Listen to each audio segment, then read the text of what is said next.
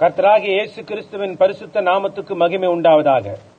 நம்முடைய அருமை சகோதரனும் 20ஆம் நூற்றாண்டின் தீர்க்கதரிசியுமான வில்லியம் மரியம் பிரென்னம் அவர்களால் மே மாதம் 15ஆம் தேதி 1960ஆம் வருடம் ஜெஃபர்சன்வில், இந்தியானா, அமெரிக்காவில் உள்ள பிரென்ஹாம் கூடாரத்தில் அடாப்ஷன் பார்ட் 1 புத்திர சுவிகாரம் என்ற தலைப்பின் கீழ் கொடுக்கப்பட்ட செய்தியின் முதல் பாகத்தை இப்பொழுது தமிழாக்கத்துடன் கேட்கப் போகிறீர்கள்.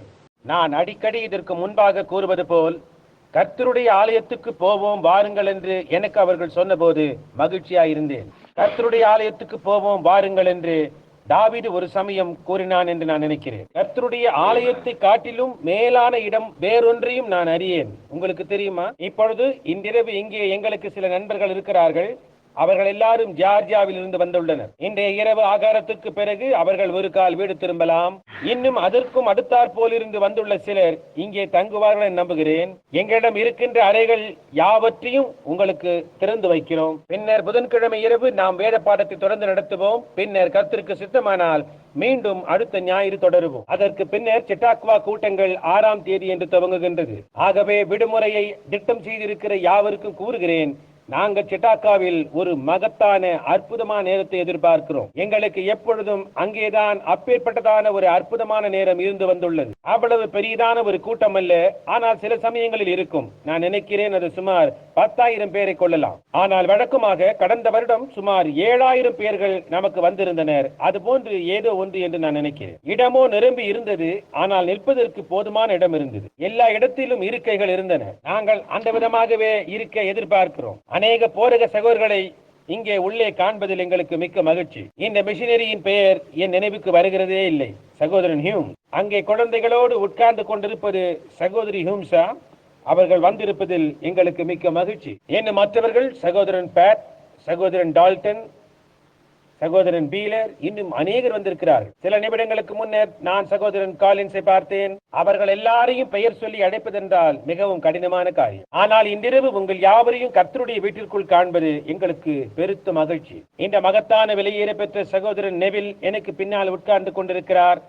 நாங்கள் வார்த்தையை போதிக்கின்ற வேளையிலே அவர் எனக்காக ஜெபித்துக் கொண்டிருப்பார். சாலி, உன்னையும் சகோதரி நெல்லியும் குழந்தைகளையும் இன்றிரவு காண்பதில் மிக்க மகிழ்ச்சி.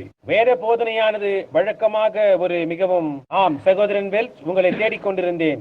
நீர் அங்கே பின்னால் உட்கார்ந்து இருக்கிறதை நான் இப்பொழுது காண்கிறேன். வேத போதனை வழக்கமாக ஒரு சிறிய வஞ்சிக்கிறது போன்று இருக்கும். உங்களுக்கு தெரியும், அடர்த்தி குறைவான பனிக்கட்டியின் மேல் நடப்பது என்று நாங்கள் அதை அழைப்போம். ஆயினும் நாம் கிறிஸ்து இயேசுவுக்குள் எந்த ஸ்தானத்தில் இருக்கிறோம் என்பதன் முழுமையான புரிந்து கொள்ளுதல் என்று நான் எண்ணுகிறதற்கு சபையை இந்த நிலையில் இந்த நேரத்தில் கொண்டு வந்தால் ஒரு கால் நலமாய் இருக்கும் என்று நாங்கள் உணர்கிறோம். போதனை செய்வதென்பது ஒரு அற்புதமான காரியம் என்று சில சமயங்களில் எண்ணுவதுண்டு. ஆனால் போதனை என்பது முக்கியமாக சபைக்கு அதை கொடுக்கும் போது பிரசங்கம் செய்வதை காட்டிலும் அது மேலான ஒன்றாக இருக்கிறது என்று சகோதரன் பீலர் நான் உணர்கிறேன். இப்பொழுது பிரசங்கம் செய்தல் வழக்கமாக பாவியை பற்றி பிடித்து வார்த்தையினால் அவனை ஆக்கினைக்குள்ளாக கொண்டு வருகிறது. ஆனால் போதனையானது ஒரு மனிதனை அவன் என்னவாய் இருக்கிறானோ அந்த அவனுடைய ஸ்தானத்தில் பொருத்துகிறது. நமது ஸ்தானத்தை நாம் அறிந்து கொள்ளும் மட்டாக நமக்கு சரியான விதமாக விசுவாசத்தை வைக்க முடியாதவளாய் இருப்போம். இப்பொழுது இங்கே இருக்கின்றதான இந்த அமெரிக்க ஐக்கிய நாடுகள் என்னை அவர்களுடைய அயல் நாட்டு தூதனாக ரஷ்யாவுக்கு அனுப்புமேயானால், அப்படி அதிகாரப்பூர்வமாக அவர்கள் என்னை அனுப்புவார்களேயானால், அமெரிக்க ஐக்கிய நாடுகளின் எல்லா அதிகாரமும் என்னை ஆதரி. நான் ஒரு அயல் நாட்டு தூதனாக அங்கீகரிக்கப்பட்டால் என்னுடைய வார்த்தை அமெரிக்க ஐக்கிய நாடுகளின் வார்த்தையாகவே இருக்கும். தேவன் நம்மை அவருடைய தூதர்களாக அனுப்பி இருப்பாரேயானால், நாம் சரியான விதமாக நியமிக்கப்பட்டு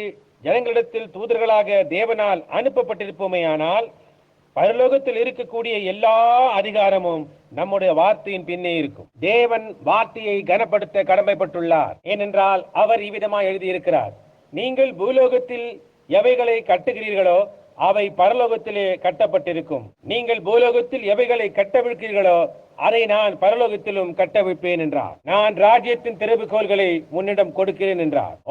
அப்பேற்பட்டதான மகத்தான வாக்குத்தத்தங்களை தேவன் சபைக்கு கொடுத்திருக்கிறார். அந்த ஒரு நாள் என்னுடைய எளிய சொற்ப முறையில் பரலோகத்தை குறித்து நான் கண்ட தரிசனத்தை விவரித்ததை கேட்ட அநேகர் இங்குள்ளனர் என்று நான் நினைக்கிறேன். யாராகிலும் எப்பொழுதாகிலும் என்னிடம் எதையாகிலும் தேவன் தங்களிடம் கூறினதாக கூறினால் எந்த காரணத்தை கொண்டும் அதை சந்தேகிக்க முயலேன். வேத வார்த்தைகளில் அதை என்னால் காண முடியவில்லை என்றாலும் நான் அதை நம்புவேன்.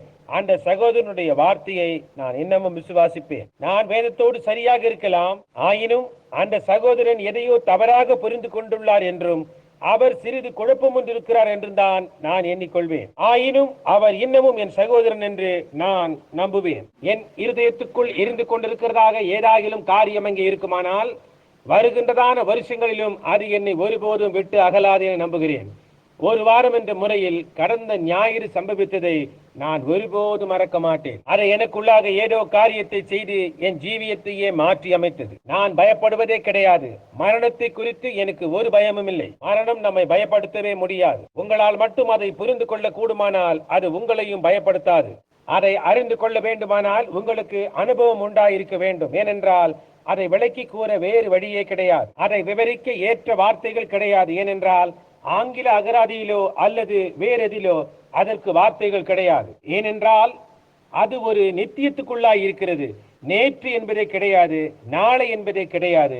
அது எல்லாம் நிகழ்காலமாகவே இருக்கிறது. இப்பொழுது மிக நன்றாக இருக்கிறதாக உணர்கிறேன் என்று கூறி ஒரு மணி நேரம் கழித்து அவ்வளவு நன்றாக இருக்கிறதாக நான் உணரவில்லை என்று கூறி இன்னும் ஒரு மணி நேரம் கழித்து நான் மறுபடியுமாக நன்றாக இருப்பதாக உணர்கிறேன் என்று கூறுவதல்ல. எல்லா நேரத்திலும் அது நிகழ்காலமாக இருக்கிறது. புரிகின்றதா? ஒரு ஓய்ந்து போவதென்பதே கிடையாது. அந்த மகிமையான சமாதானமாய் ஏதோ காரியமாய் அது இருக்கும். அங்கே பாவமே இருக்க முடியாது, அங்கே பொறாமை இருக்க முடியாது, அங்கே வியாதி இருக்க முடியாது.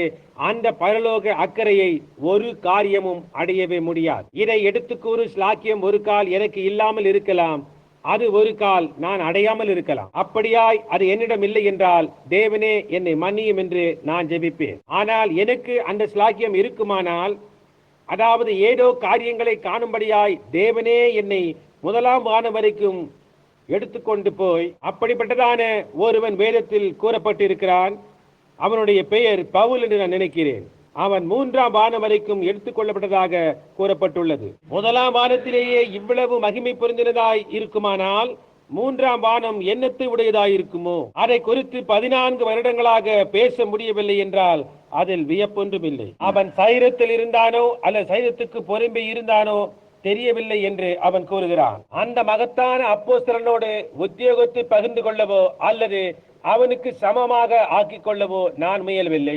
ஆனால் அவனோடு சேர்ந்து நான் சரீரத்தில் இருந்தேனோ அல்லது சரீரத்துக்கு பொறுமை இருந்தேனோ எனக்கு தெரியாது என்று என்னால் கூற முடியும். ஒரே ஒரு காரியம் என்னவென்றால், நான் உங்களை பார்த்து கொண்டிருப்பது போன்று அவ்வளவு தத்துரூபமாய் இருந்தது. நான் கடந்து போய்கொண்டிருக்கும் போது ஒரு சிறு மேகம் அல்லது ஆவி மிதந்து வருகிறதை கண்டு, அதோ என் சகோதரனும் சகோதரியும் போய்கொண்டிருக்கிறார்கள், அது சார்லியும் நெல்லியும் தான், அது சகோதரனும் சகோதரி ஸ்பென்சரும் அங்கே போய்கொண்டிருக்கிறாள் என்று கூறுவேனோ என்று நான் எப்பொழுதும் வியப்பதுண்டு. அது எப்பொழுதும் எனக்கு ஒரு புதிராகவே இருந்தது. என்னுடைய கண்கள் பிரேத குழிக்குள் அழுகி கொண்டிருக்குமானால், இனி கேட்க முடியாதபடிக்கு இங்கே என்னுடைய காதுகள் இல்லாமல் இருக்குமானால், என்னுடைய ரத்தம் எல்லாம் போய் அவர்கள் என் சபத்துக்கு தைலமிட்டு அவைகள் தண்ணீரிலோ அல்லது நிலத்திலோ இருந்து என்னுடைய சிந்தனா சக்தியும் என் மூளை அணுக்களும் அழிந்து போன பின்பு நான் மிதந்து கொண்டிருக்கும் ஆவியாய் இராமல் வேறு எவ்வாறாக இருக்க முடியும் என்று நான் வியந்ததுண்டு. அது என்னை வருத்தம் அடைய செய்ததுண்டு.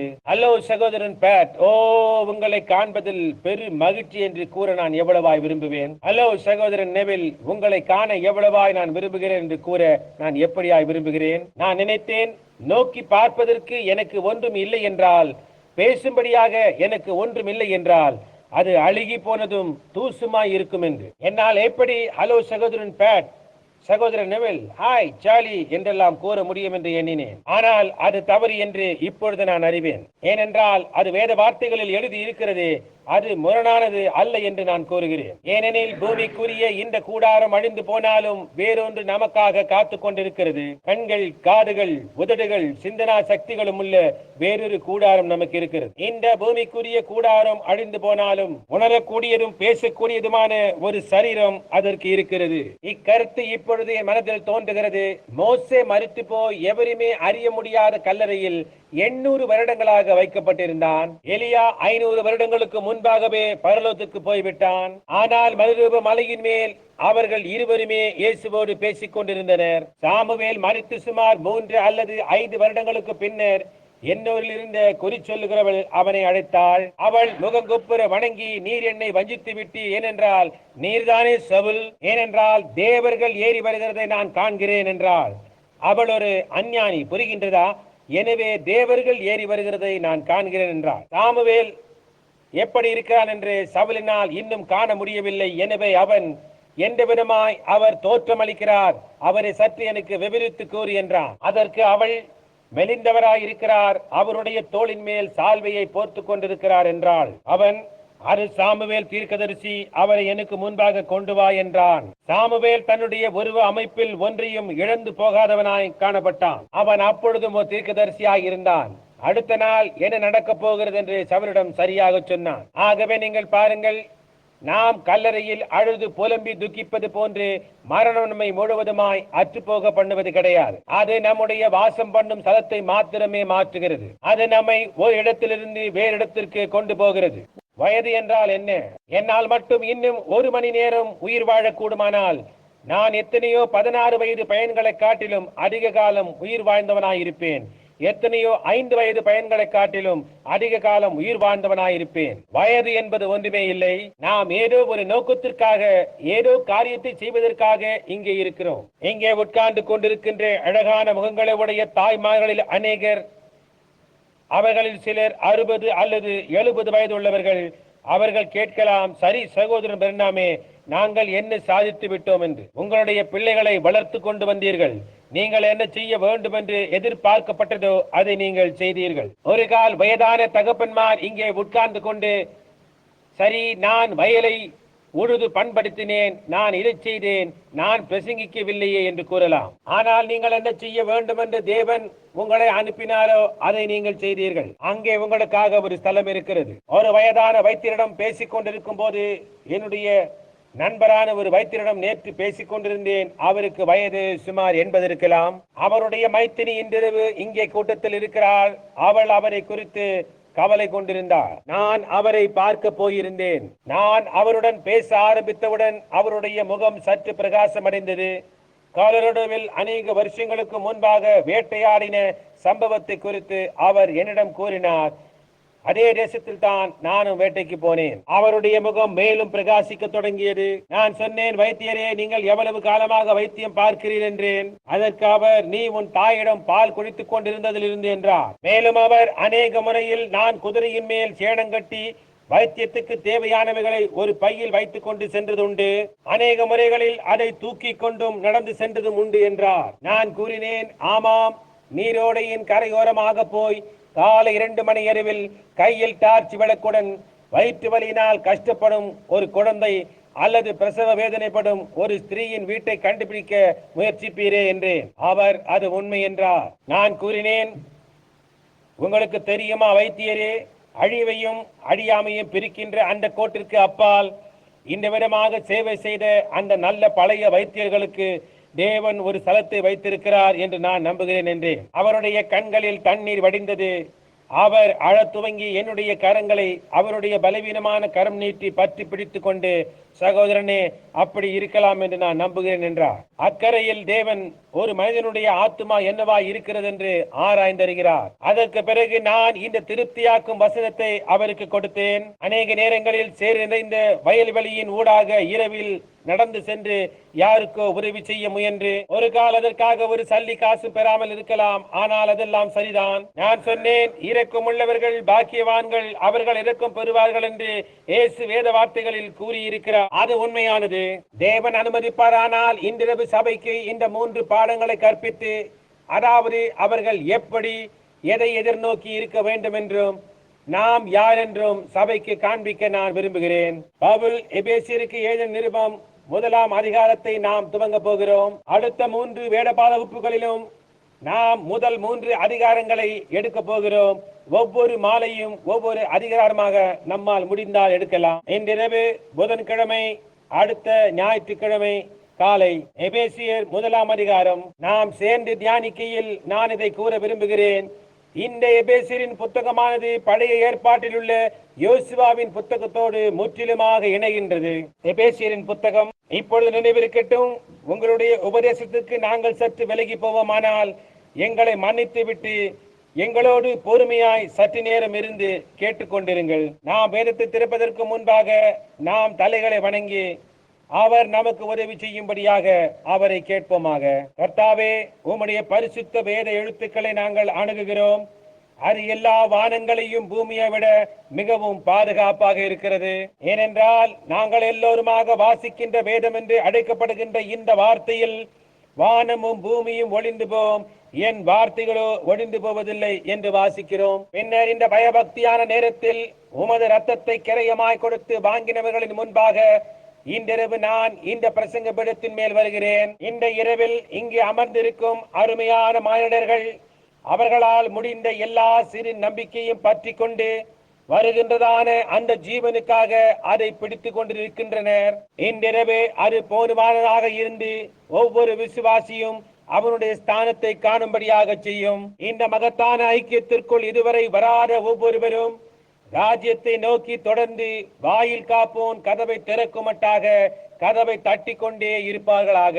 இதை அழியும் கர்த்தாவே. வேதாகமத்துக்கு யாரும் சொந்த வியாக்கியானம் செய்யக்கூடாது என்று நாங்கள் வாசிக்கிறோம். தேவனே, நானோ அல்லது வேறு யாரோ வார்த்தைக்கு தங்களுடைய சொந்த வியாக்கியானத்தை அளிக்காதபடிக்கு தடுத்து நிறுத்துவீராக.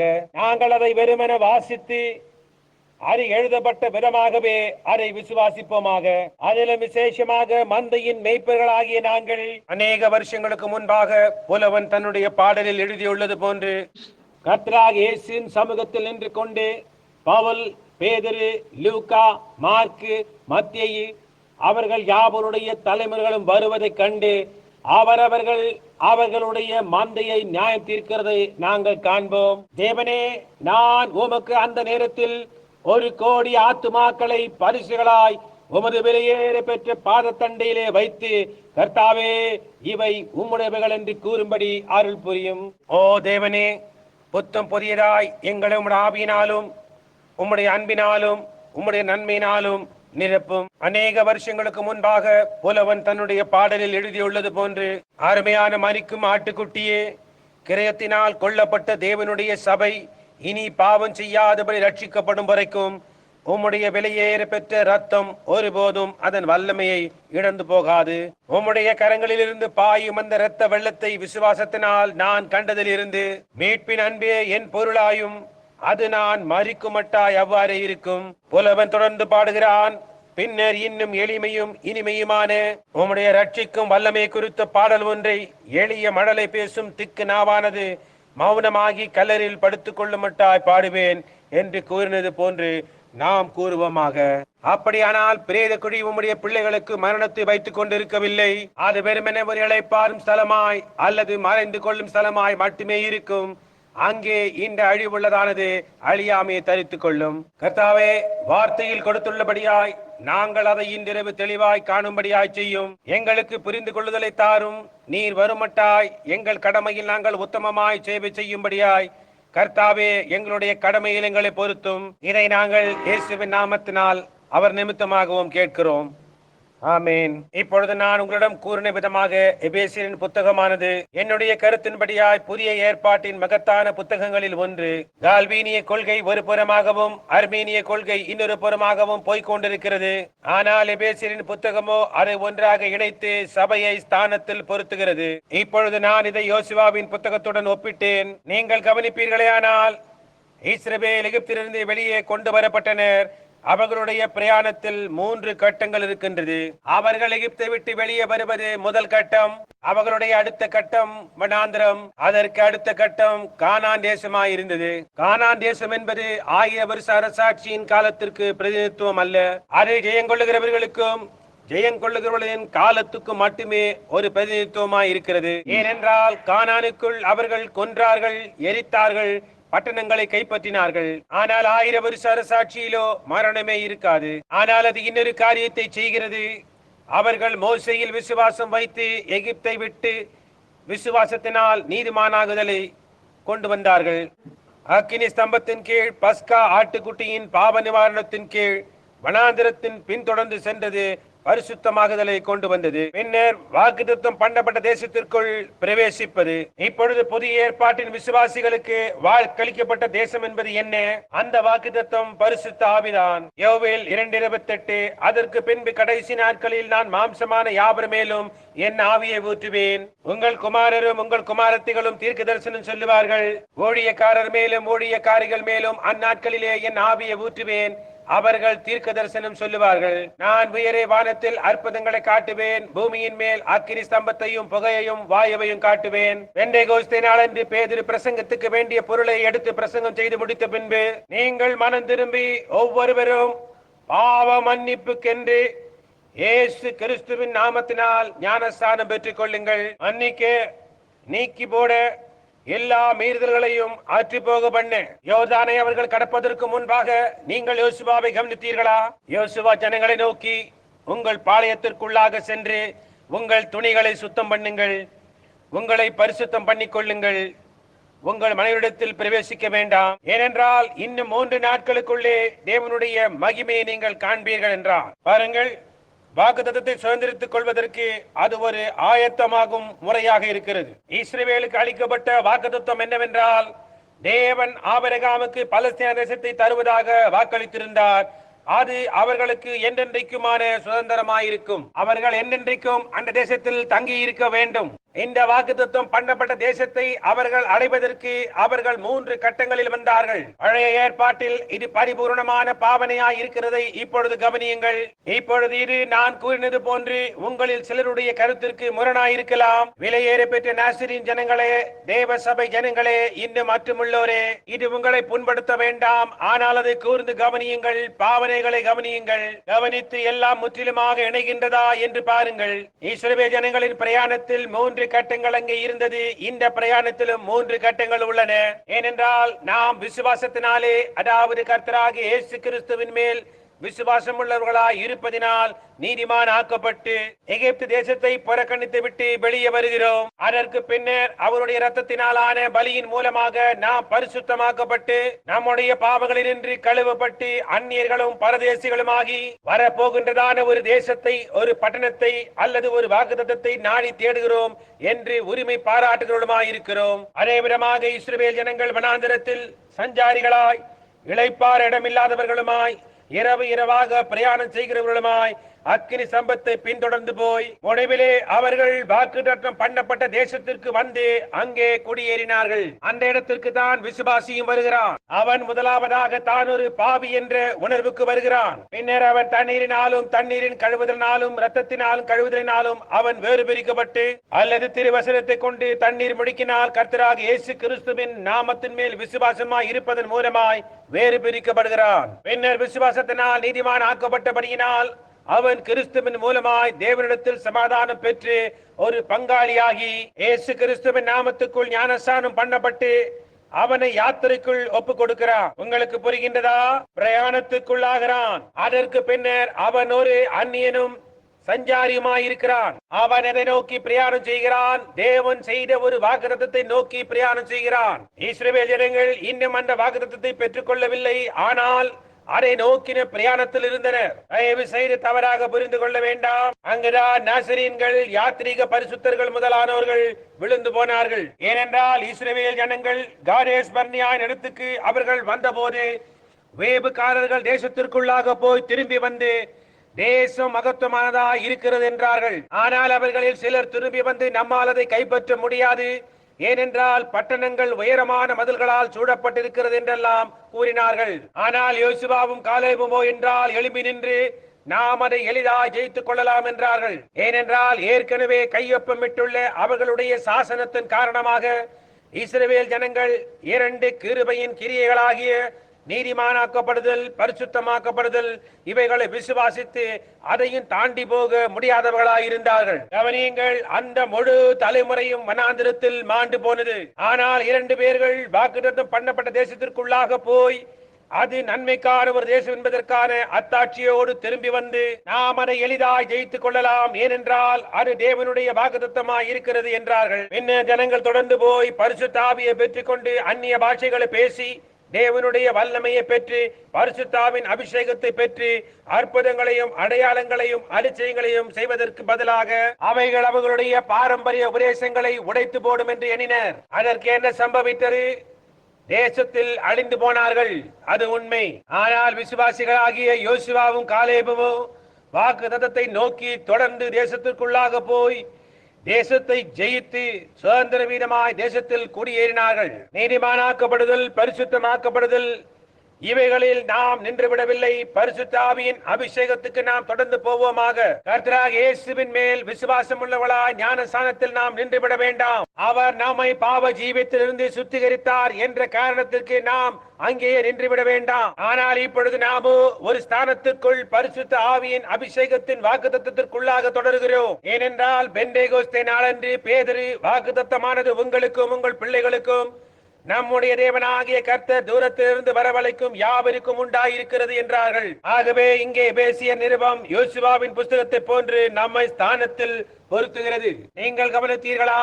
யோசுவா தேசத்திற்குள்ளாக கடந்து வந்து அதை ஜெயித்து ஆண்டு கொண்டான். அதன் பிறகு அவன் தேசத்தை பங்கிட்டு கொடுத்தான்.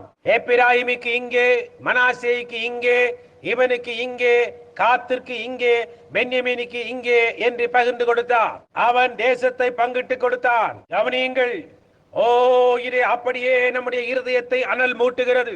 அந்த ஒவ்வொரு எபிரேய தாய்மார்களும் குழந்தைகளை பிரசவிக்கும் போது, அவளுடைய பிரசவ வேதனையின் போது வாக்குத்தத்தம் பண்ணப்பட்ட தேசத்தில் அவர்கள் எங்கே பொருத்தப்படுவார்களோ அந்த இடத்தை அவர்கள் கூறினார்கள். ஓ, அது ஒரு பெரிய ஆராய்ச்சி. நம்மால் மட்டும் அதனை முழு விவரங்களோடு கூட ஆராய்ச்சி செய்ய கூடுமானால் அதற்கு மணிக்கணக்காகும். நமது சபை கட்டிடம் கட்டி முடித்த பின்பு நான் வந்து 1-2 மாதங்களுக்கு இதை குறித்து பேச விரும்புகிறேன். ஒவ்வொரு தாயும் கர்ப்ப வேதனையின் போது கவனியுங்கள், அந்த வேதனையின் போது எப்பிராயிம் என்று அழைத்தார். அவனை ஸ்தானத்தில் அவன் கால்களை எண்ணெயில் பொருத்தினார். அப்படியே சரியாக அவர்கள் ஒவ்வொருவரும் எந்த ஸ்தானத்தில் பொருத்தப்பட்டார்களோ அதையே கூறினார்கள். யோசுவாவும் வாக்குத்தத்தம் பண்ணப்பட்ட தேசத்திற்குள் சென்ற பிறகு இதை அறியாதவனாய், ஆனால் ஏவுதலினால் பரிசுத்த ஆவியினால் நடத்தப்பட்டவனாய் ஒவ்வொரு மனிதனுக்கும் அவனுடைய வாக்குத்தத்தத்தை கொடுத்தான். அது சரியாக அப்படியே அவரவருடைய பிறப்பின் போது என்ன வாக்களிக்கப்பட்டிருந்ததோ அதையே பரிசுத்த ஆவியானவர் பகிர்ந்து கொடுத்தார். அவர்களுடைய பிரசவ வேதனையின் மூலமாய் தேவன் எவ்வாறு சிலரை சபையில் பொருத்தியுள்ளார். ஓ, சில சமயங்களில் அவர்கள் அவ்வளவு அற்புதமானவர்களாய் இருக்கிறார்கள். ஒரு சபையானது வெளி உலகத்தின் உபத்திரவத்தினால் வேதனைப்படும் போது சபையானது பரிசுத்த ஆவியின் வாக்குத்தத்தமானது பெந்தேகோஸ்தே நாளில் எவ்வளவு உண்மையாக இருந்ததோ அவ்வளவு உண்மையாக நமக்கு உள்ளது என்று கர்த்தராகிய இயேசுவின் மேல் விசுவாசம் வைக்கும் போது அவர்கள் எப்படியாய் அவர்களுடைய பிரசவ வேதனையில் பெருமூச்சோடு அழுகின்றனர். ஆனால் அவர்கள் பிறந்து தேவனுடைய ராஜ்யத்துக்குள் ஸ்தானத்திலே பிறந்து அதன் பிறகு பரிசுத்த ஆவியானவர் சபையில் சிலரை அப்போஸ்தலராகவும், சிலரை தீர்க்கதரிசிகளாகவும், சிலரை போதகராகவும், சிலரை மேய்ப்பர்களாகவும், சிலரை சுவிசேஷர்களாகவும் ஏற்படுத்தினார். அதற்கு பின்னர் அவர்களுக்குள் அந்நிய பாஷைகளை பேசுவதும், பாஷைக்கு வியாக்கியானம் கூறுவதும், ஞானம், அறிவு, சுகமளிக்கும் வரம், எல்லா விதமான அற்புதங்கள் போன்றவைகளை அளித்தார். இப்பொழுது நான் இதை செய்வதன் நோக்கம் சபை எங்கு இருக்கிறது என்பதை காண்பிப்பதற்கே. சபையானது எப்பொழுதும் இன்னொருவருடைய பாகத்தை எடுத்துக்கொள்ள பிரயாசிக்கிறது. ஆனால் அதை செய்யாதீர்கள். நீங்கள் மனாசேயில் இருக்கும் போது எப்பிரேயாமின் பகுதியிலே போய் தானியத்தை ஒருபோதும் விதைக்க முடியாது. நீங்கள் கிறிஸ்துவுக்குள் உங்களுடைய ஸ்தானத்தை தான் பொருத்தமாய் எடுத்துக்கொள்ள வேண்டும். ஓ, நாம் இங்கே இதற்குள் போகும்போது அது ஆழமாயும் கொடுத்ததாயும் இருக்கும். அதாவது தேவன் எப்படியாய் சபைக்குள் ஒருவனை பாஷைகளை பேசுகிறவனாயும் இன்னொருவனை வேறொன்றாயும் அமைத்திருக்கிறார். நான் அநேக முறை நாம் எல்லாரும் அந்நிய பாஷைகளை பேச வேண்டும் என்று போதிக்கப்பட்டிருக்கிறோம். அது தவறானது. நாம் எல்லாரும் அதை செய்தாக வேண்டும். இல்லை, செய்ய வேண்டிய அவசியம் இல்லை. அவர்கள் எல்லாரும் ஒரே காரியத்தை செய்யவில்லை. ஒவ்வொரு நிலமும் ஏவுதலினால் கொடுக்கப்பட்டதும் பகிர்ந்து கொடுக்கப்பட்டதுமாய் இருக்கிறது. அவர்கள் ஒவ்வொருவரும் எந்த இடத்திலே இருக்க வேண்டுமோ அந்த இடத்திலேதான் பொருத்தமாய் வைக்கப்பட்டார்கள் என்பதை வேத வார்த்தைகளை கொண்டு என்னால் எடுத்து காட்ட முடியும். எப்படியாய் அந்த இரண்டு பாதி கோத்திரங்களும் நரிக்கு அப்புறம் இருக்க வேண்டும் என்று எப்படியாய் அவர்களுடைய தாய்மார்கள் அவர்களுடைய பிரசவ வேதனையின் போது உரைத்தனர், எப்படியாய் அந்த ஒவ்வொரு இடமும் இருக்க வேண்டும் என்றும் அவர்கள் கூறினர். வாக்குத்தத்தம் பண்ணப்பட்ட தேசத்திற்குள்ளாக வந்துவிட்டாய் என்றால் இனி போர் இல்லை என்று அர்த்தம் அல்ல. அதற்குள் இருந்தாலும் நீங்கள் நின்று கொண்டிருக்கும் ஒவ்வொரு அங்குல இடத்திற்காகவும் நீங்கள் போரிட வேண்டும். ஆகவே பாருங்கள், கானான் என்பது அந்த மகத்துவமான பரலோகத்திற்கு பிரதிநிதித்துவம் அல்ல.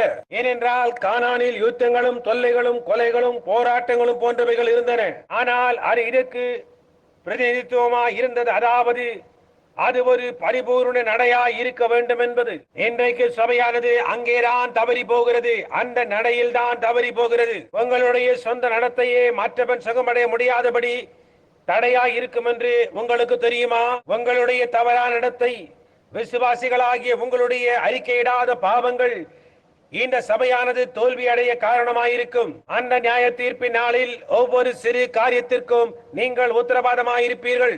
நீங்கள் கூறலாம், இப்பொழுது ஒரு நிமிடம் போரும் சகோதரன் பிரணாம் என்று. சரி, அது உண்மையாயிருக்கிறது. அதை சற்று சிந்தித்து பாருங்கள். யோசுவா தேசத்திற்குள்ளாக நடந்து சென்ற பின்னர் தேவன் அவனுக்கு ஒரு வாக்குத்தத்தத்தை கொடுத்தார். சற்று சிந்தித்து பாருங்கள்.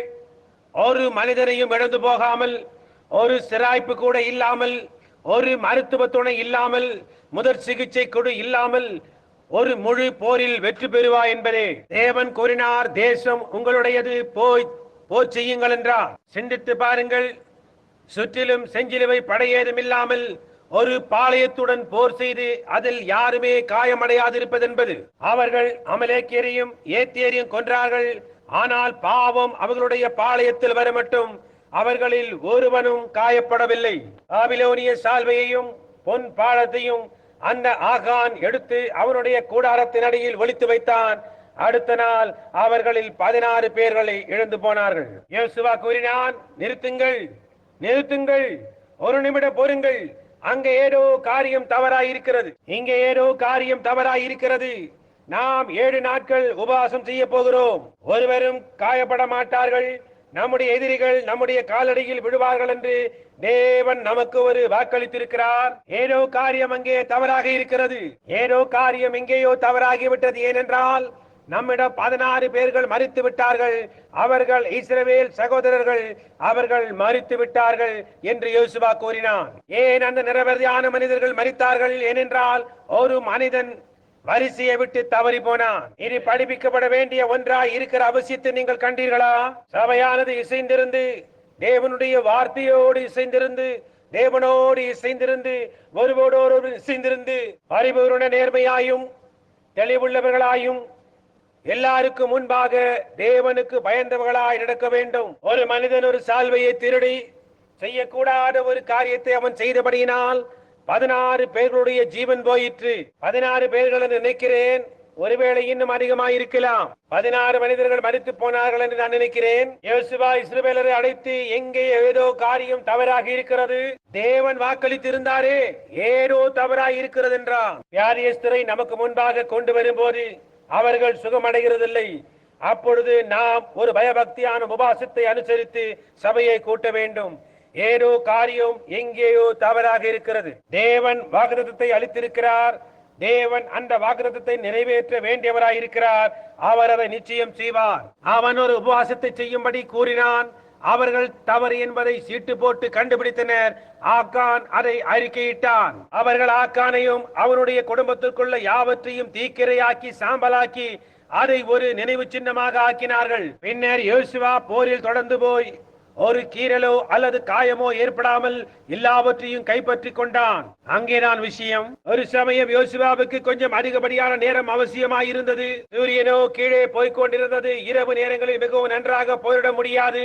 அந்த மகத்தான போர் வீரனும் தேவனால் அபிஷேகம் பண்ணப்பட்டவனும் ஆகிய யோசுவா எபேசியர் புத்தகத்தில் புதிய ஏற்பாட்டு தேசத்தை கைப்பற்றி சுதந்திரித்துக் கொண்டு சபையானது எவ்விதம் பொருத்தப்பட்டுள்ளதோ அவ்வாறு இஸ்ரவேல் ஜனங்களை வெவ்வேறு இடங்களில் பொருத்த வேண்டியிருந்தது. அதை செய்ய அவனுக்கு அதிகப்படியான நேரம் அவசியமாயிருந்தது. ஆகவே அவன், சூரியனே தரித்து நில் என்றான். அவன் அந்த தேசத்தை ஜெயிக்க மாட்டாய்.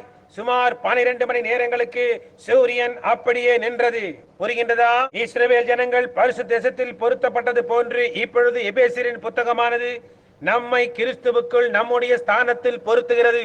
நாம் ஒரு பரிசுத்த தேசத்தில் பொருத்தப்படவில்லை, ஆனால் பரிசுத்த ஆவிக்குள் பொருத்தப்பட்டிருக்கிறோம். இப்பொழுது நாம் ஒரு வசனத்தை வாசித்து எவ்வளவு பரிபூர்ணமாய் சபையானது இருக்கிறது என்று பார்ப்போம். தேவனுடைய சித்தத்தினாலே இயேசு கிறிஸ்துவினுடைய அப்போஸ்தலனாகிய பவுல். அது எனக்கு அதிக விருப்பம். தேவன் அவனை ஒரு அப்போஸ்தலனாக்கினார். எந்த மூப்பனும் அவன் மீது கைகளை வைக்கவில்லை, எந்த பேராயிரும் அவனை எந்த இடத்திற்கும் அனுப்பவில்லை. ஆனால் தேவன் அவனை அழைத்து அவனை ஒரு அப்போஸ்தலனாக்கினார். தேவனுடைய சித்தத்தினாலே இயேசு கிறிஸ்துவினுடைய அப்போஸ்தலனாகிய பவுல் எபேசுவிலே கிறிஸ்து இயேசுவுக்குள் விசுவாசிகளாயிருக்கிற பரிசுத்தவான்களுக்கு, பரிசுத்தமாக்கப்பட்டவர்களுக்கு எழுதுகிறதாவது. இந்த நிருபத்தை அவன் யாருக்கு எழுதுகிறான் என்பதை கவனியுங்கள். இது அவிசுவாசிகளுக்கு எழுதப்படவில்லை, இது சபைக்கு எழுதப்பட்ட ஒன்றாயிருக்கிறது. அழைக்கப்பட்டவர்களுக்கு, பரிசுத்தமாக்கப்பட்டவர்களுக்கு, கிறிஸ்து இயேசுவுக்குள் அழைக்கப்பட்டவர்களுக்கு இது எழுதப்பட்டுள்ளது. நாம் எவ்விடம் கிறிஸ்துவுக்குள்ளாய் ஆக முடியும் என்று நீங்கள் அறிந்து கொள்ள விரும்பினால் நீங்கள் என்னோடு கூட 1 கொரிந்தியர் 12ஆம் அதிகாரத்துக்கு திரும்புங்கள். நாம் எல்லாரும் ஒரே ஆவியினாலே ஒரே சரீரத்திற்குள்ளாக ஞானஸ்நானம் பண்ணப்பட்டோம் என்று அது கூறுகிறது. எவ்விடம், எதனால் ஞானஸ்நானம் பண்ணப்படுகிறோம்? பரிசுத்த ஆவியினால். தண்ணீர் ஞானஸ்நானத்தினால் அல்ல. கிறிஸ்து சபை ஸ்தாபனத்தவர்களே உங்களை தான். ஆனால் ஒரே ஆவியினாலே. ஆங்கில வேதாகமத்திலே பெரிய எழுத்துக்களில் எழுதப்பட்டிருக்கிறது ஆவியினால். ஒரே கை குலுக்களினால் அல்ல, ஒரு கடிதத்தின் மூலமாய் அல்ல, ஒரு தெளித்தலினால் அல்ல, ஒரே ஆவியினாலே நாம் எல்லாரும் ஒரே சரீரத்திற்குள்ளாக ஞானஸ்நானம் பண்ணப்படுகிறோம். நம்முடைய சுதந்திரம், நாம் ஜீவிக்கத்தக்கதாக தேவன் கொடுத்ததான தேசம் பரிசுத்த ஆவியே. யூதர்களுக்கு அவர் கானானை கொடுத்தது போல அவர் நமக்கு பரிசுத்த ஆவியை கொடுத்திருக்கிறார். நாம் எல்லாரும் ஒரே ஆவியினாலே ஒரே சரீரத்திற்குள்ளாக ஞானஸ்நானம் பண்ணப்பட்டோம். உங்களுக்கு புரிகின்றதா? இப்பொழுது அந்த தேசத்தை சுதந்திரித்துக் கொண்ட ஆவிக்குரிய இஸ்ரவேலுடன் பவுல் பேசிக் கொண்டிருக்கிறான். நீங்கள் எகிப்தின் வெள்ளை பூண்டை விட்டு வெளியே வந்ததை குறித்து நீங்கள் மகிழ்ச்சியா இருக்கிறீர்கள் அல்லவா? நீங்கள் வனாந்திரத்தை விட்டு வெளியேறி வந்ததை குறித்து மகிழ்ச்சி அல்லவா? நினைவிருக்கட்டும், பரலோகத்தில் இருந்து வந்த தூதர்களின் அப்பம் அவர்கள் வனாந்திரத்தை கடந்து தேசத்திற்குள் போகுமட்டாய் அவர்கள் புசிக்க வேண்டியதாய் இருந்தது. அவர்கள் தேசத்துக்குள்ளாய் கடந்து வந்த மாத்திரத்தில் மன்னா பெய்யாமல் நின்று போயிற்று. அவர்கள் அப்பொழுது முழுவதுமாய் முதிர்ச்சி அடைந்திருந்தார்கள். அவர்கள் அந்த தேசத்தின் பழைய தானியத்தை புசித்தார்கள். இனி நீங்கள் ஒன்றும் குழந்தைகளாய் இல்லாதபடியினால், உத்தமமான சுவிசேஷத்தின் ஞானபாலை நீங்கள் வாஞ்சியாதபடியினால் இனி உங்களை தட்டி கொடுத்து சபைக்கு வாருங்கள் என்று சொல்ல வேண்டிய அவசியம் இல்லை. இப்பொழுது நீங்கள் உண்மையான முழுவதுமாய் முதிர்ச்சி அடைந்த கிறிஸ்தவர்களாய் இருக்கின்றபடியினால் நீங்கள் பலமான ஆகாரத்தை புசிக்க ஆயத்தமாய் இருக்கிறீர்கள். நீங்கள் ஏதோ காரியத்திற்குள்ளாக வருவதற்கு ஆயத்தமாய் இருக்கிறீர்கள். மிகவும் ஆழமாகவும் கொடுத்ததாயும் இருக்கின்ற ஏதோ காரியத்தை புரிந்து கொள்ள ஆயத்தமாய் இருக்கிறீர்கள். நாம் அதற்குள்ளாக நேராக போய்விடுவோம். உலக தோற்றம் முதல் அது மறைக்கப்பட்டிருந்தது. இப்பொழுது நீங்கள் இதற்குள்ளாக வந்து விட்டபடியால் நான் இதை உங்களுக்கு எழுதுகிறேன் என்று அவன் கூறுகிறான். இப்பொழுதுதான் எகிப்தை விட்டு வந்தவர்களுக்கு அல்ல, இன்னும் பிரயாணத்தில் இருக்கின்றவர்களுக்கு அல்ல, ஆனால் வாக்குத்தத்தம் பண்ணப்பட்ட தேசத்திற்கு உள்ளாக இருக்கிறவர்களுக்கு மட்டுமே, அந்த வாக்குத்தத்தை பெற்றுக் கொண்டவர்களுக்கு மட்டுமே. பரிசுத்த ஆவியின் வாக்குத்தத்தை எத்தனை பேர்கள் பெற்றிருக்கிறீர்கள்? நீங்கள் இப்பொழுது தேசத்திற்கு உள்ளாக இருந்தும் முதல் தானியத்தை புசித்துக் கொண்டும் தேவனுடைய பலமான காரியங்களை புரிந்து கொண்டும் தெளிவான புரிந்து கொள்ளுதலையும் உடையவர்களாய் இருப்பதனால் உங்களுக்கு மகிழ்ச்சி அல்லவா? உங்கள் ஆவிக்குரிய சிந்தையானது எல்லாம் குழம்பி போகாமல் இருக்கிறது. அவர் சரியாக யார் என்று நீங்கள் அறிந்திருக்கிறீர்கள். அவர் சரியாக என்னவென்று நீங்கள் அறிந்திருக்கிறீர்கள். நீங்கள் சரியாக எங்கே போகிறீர்கள் என்று நீங்கள் அறிந்திருக்கிறீர்கள். உங்களை குறித்து சரியாக எல்லாவற்றையும் அறிந்திருக்கிறீர்கள். நீங்கள் விசுவாசிக்கிறவர் இன்னார் என்றும் நீங்கள் அவரிடத்தில் ஒப்புக் கொடுத்ததை அவர் அந்நாள் வரைக்கும் காத்துக்கொள்ள வல்லவராய் இருக்கிறார் என்றும் நீங்கள் அறிந்திருக்கிறீர்கள். அவரேதான், அவரை குறித்து தான் பவுல் இப்பொழுது பேசிக் கொண்டிருக்கிறான். தொடர்ந்து கவனியுங்கள். கிறிஸ்து இயேசுவுக்குள் விசுவாசிகளுக்கு எழுதுகிறதாவது, இதை திரும்பவும் சபையானது கூறும்படியாய் செய்ய போகிறேன். நாம் எவ்விடம் கிறிஸ்துவுக்குள்ளாக வருகிறோம். சபையை சேர்ந்து கொள்வதன் மூலமாகவா? இல்லை. உங்களுடைய பெயரை ஒரு புத்தகத்தில் பதிவு செய்து கொள்வதனாலா? இல்லை. முழுக்கு ஞானஸ்நானம் பெற்றுக் கொள்வதன் மூலமாகவா? இல்லை. நாம் எப்படி கிறிஸ்துவுக்குள் வருகிறோம்? ஒரே பரிசுத்த ஆவியினால் நாம் எல்லாரும் ஒரு வாக்குத்தத்திற்குள் சரீரத்திற்குள் ஞானஸ்நானம் பண்ணப்பட்டு அத்தேசத்துக்குரிய எல்லாவற்றிலும் பங்காளிகளாயிருக்கிறோம். ஆமேன். ஓ, எனக்கு அது மிகவும் பிரியம். எனக்கு தொண்டை கரகரப்பா இல்லை என்றால் என்னால் கூச்சலிட முடியும். என்னே, நான் இந்த தேசத்திற்குள்ளாய் வந்தவுடன் அது என்னுடையதாகி விடுகிறது. இப்பொழுது நான் வீட்டில் கானானுக்குள் இருக்கிறேன். தேவன் என்னை உபயோகப்படுத்த விரும்புகின்ற எந்த காரியத்துக்குள் கீழ்பட்டவனாய் இருக்கிறேன். நான் பரிசுத்த பூமியில் நடந்து கொண்டிருக்கிறேன். ஒரு ராஜாவின் பிள்ளையாய் உடையை தரித்துக் கொண்டு ஆயத்தமாயிருக்கிறேன். நான் எகிப்து தேசத்தை விட்டு வெளியே வந்து வாக்களிக்கப்பட்ட தேசத்தின் ஊடாக வந்து சோதனைகளை மேற்கொண்டு யோர்தானை கடந்து இந்த ஆசீர்வாதமான வாக்குத்தத்தத்துக்குள் வந்துவிட்டேன். ஓ, நான் அதை எப்படி செய்தேன்? ஒரே ஆவியினாலே. அதே விதமாகத்தான் பவுல் அதை பெற்றுக் கொண்டான். அவன் மேல் எப்படி அது கிரியை செய்ததோ அதே விதமாக என் மேலும் கிரியை நடப்பித்தது. அதே விதமாக உங்களிலும் கிரியை செய்தது. ஒரே ஆவியினாலே நாம் எல்லாரும் ஞானஸ்நானம் பண்ணப்பட்டோம். தெளிக்கப்படவில்லை. லேசாக கொஞ்சம் தெளித்தல், அது மிகவும் அருமையான உணர்வு. ஆனால் அதற்கு அடியில் மூழ்கி இருக்க வேண்டும்.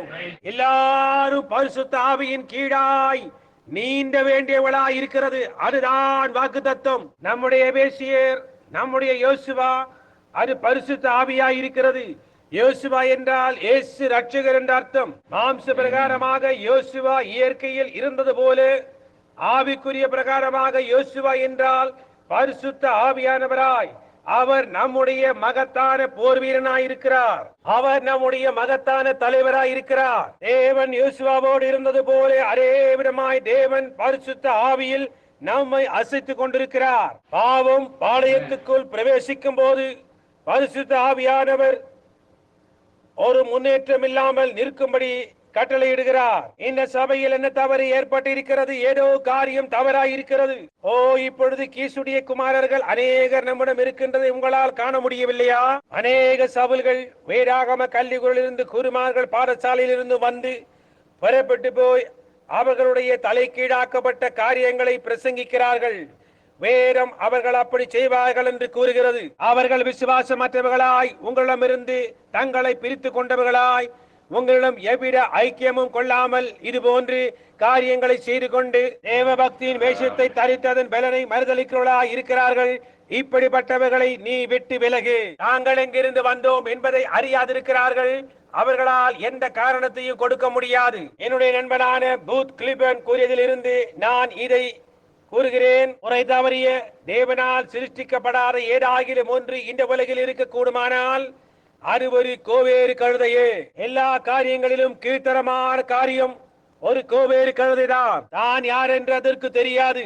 அதை தன்னை இனவிருத்தி செய்து கொள்ள முடியாது. ஒரு கோவேறு கழுதை இன்னொரு கோவேறு கழுதையுடன் சேர்ந்து ஒரு கோவேறு கழுதையை உண்டு பண்ண முடியாது. அதன் ஜீவியம் அதனோடு முடிந்து விட்டது.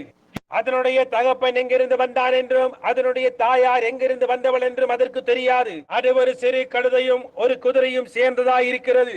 தேவன் அதை ஒருபோதும் அப்படி செய்யவில்லை. அப்படியானதொன்றை நீங்கள் தேவன் பேரில் சுமத்த வேண்டாம். அவர் ஒரு காலம் அப்படி செய்யவே இல்லை. தேவன் கூறினார், ஒவ்வொன்றும் அதன் ஜாதியின்படியே தோன்ற செய்ய கடவதென்று. ஆமையா. ஆனால் ஒரு கோவேரி கழுதையை பார்க்கும் போது அதனுடைய தகப்பன் ஒரு கழுதையும் தாய் ஒரு குதிரையுமாயிருக்கிறது. ஆகவே அது எந்த இனத்தை ஜாதியை சேர்ந்ததென்று அதற்கு தெரியாது. அது ஒரு குதிரையாய் இருந்து கொண்டு கழுதையாயிருக்க முயற்சிக்கிறதும் கழுதையாய் இருந்து கொண்டு குதிரையாய் இருக்க முயற்சிக்கிறதும் போன்றிருக்கும். அது எந்த இனத்தை சேர்ந்தது என்று அதற்கு தெரியாது. உலகிலேயே கோவேரி கழுதை ஒரு மண்டைகனம் பிடித்த ஒன்றாகும். கொஞ்சமும் கூட நீங்கள் அதை நம்ப முடியாது. சபையிலே அநேக ஜனங்கள் அந்த விதமாக தான் இருக்கிறார்கள். அவர்கள் தகப்பன் யார் என்றும் தாய் யார் என்றும் அறியாதிருக்கிறார்கள். அவர்களுக்கு தெரிந்த ஒரே ஒரு காரியம், அவர்கள் ஒன்று பிரெஸ்பிட்டேரியன் அல்லது மெத்தடிஸ்ட், பாப்டிஸ்ட் அல்லது பென்டிகாஸ்ட் அல்லது ஏதோ காரியமாயிருக்கிறார்கள். அவர்கள் எங்கிருந்து வந்தார்கள் என்று அவர்களுக்கு தெரியாது. ஒரு கழுதையிடம் நின்று கொண்டு எவ்வளவுதான் உரக்க கத்தினாலும் சரி, அது அங்கேயே நின்று கொண்டு அதன் காதுகளை நீட்டிக்கொண்டு பார்த்து கொண்டே இருக்கும். இரவு முழுவதும் வேண்டுமானாலும் நீங்கள் பிரசங்கிக்கலாம். அவர்கள் அங்கு வந்த போது அவர்களும் இந்த காட்டிலும் ஒரு துளி அதிகமாய் அறிந்திருக்க மாட்டார்கள்.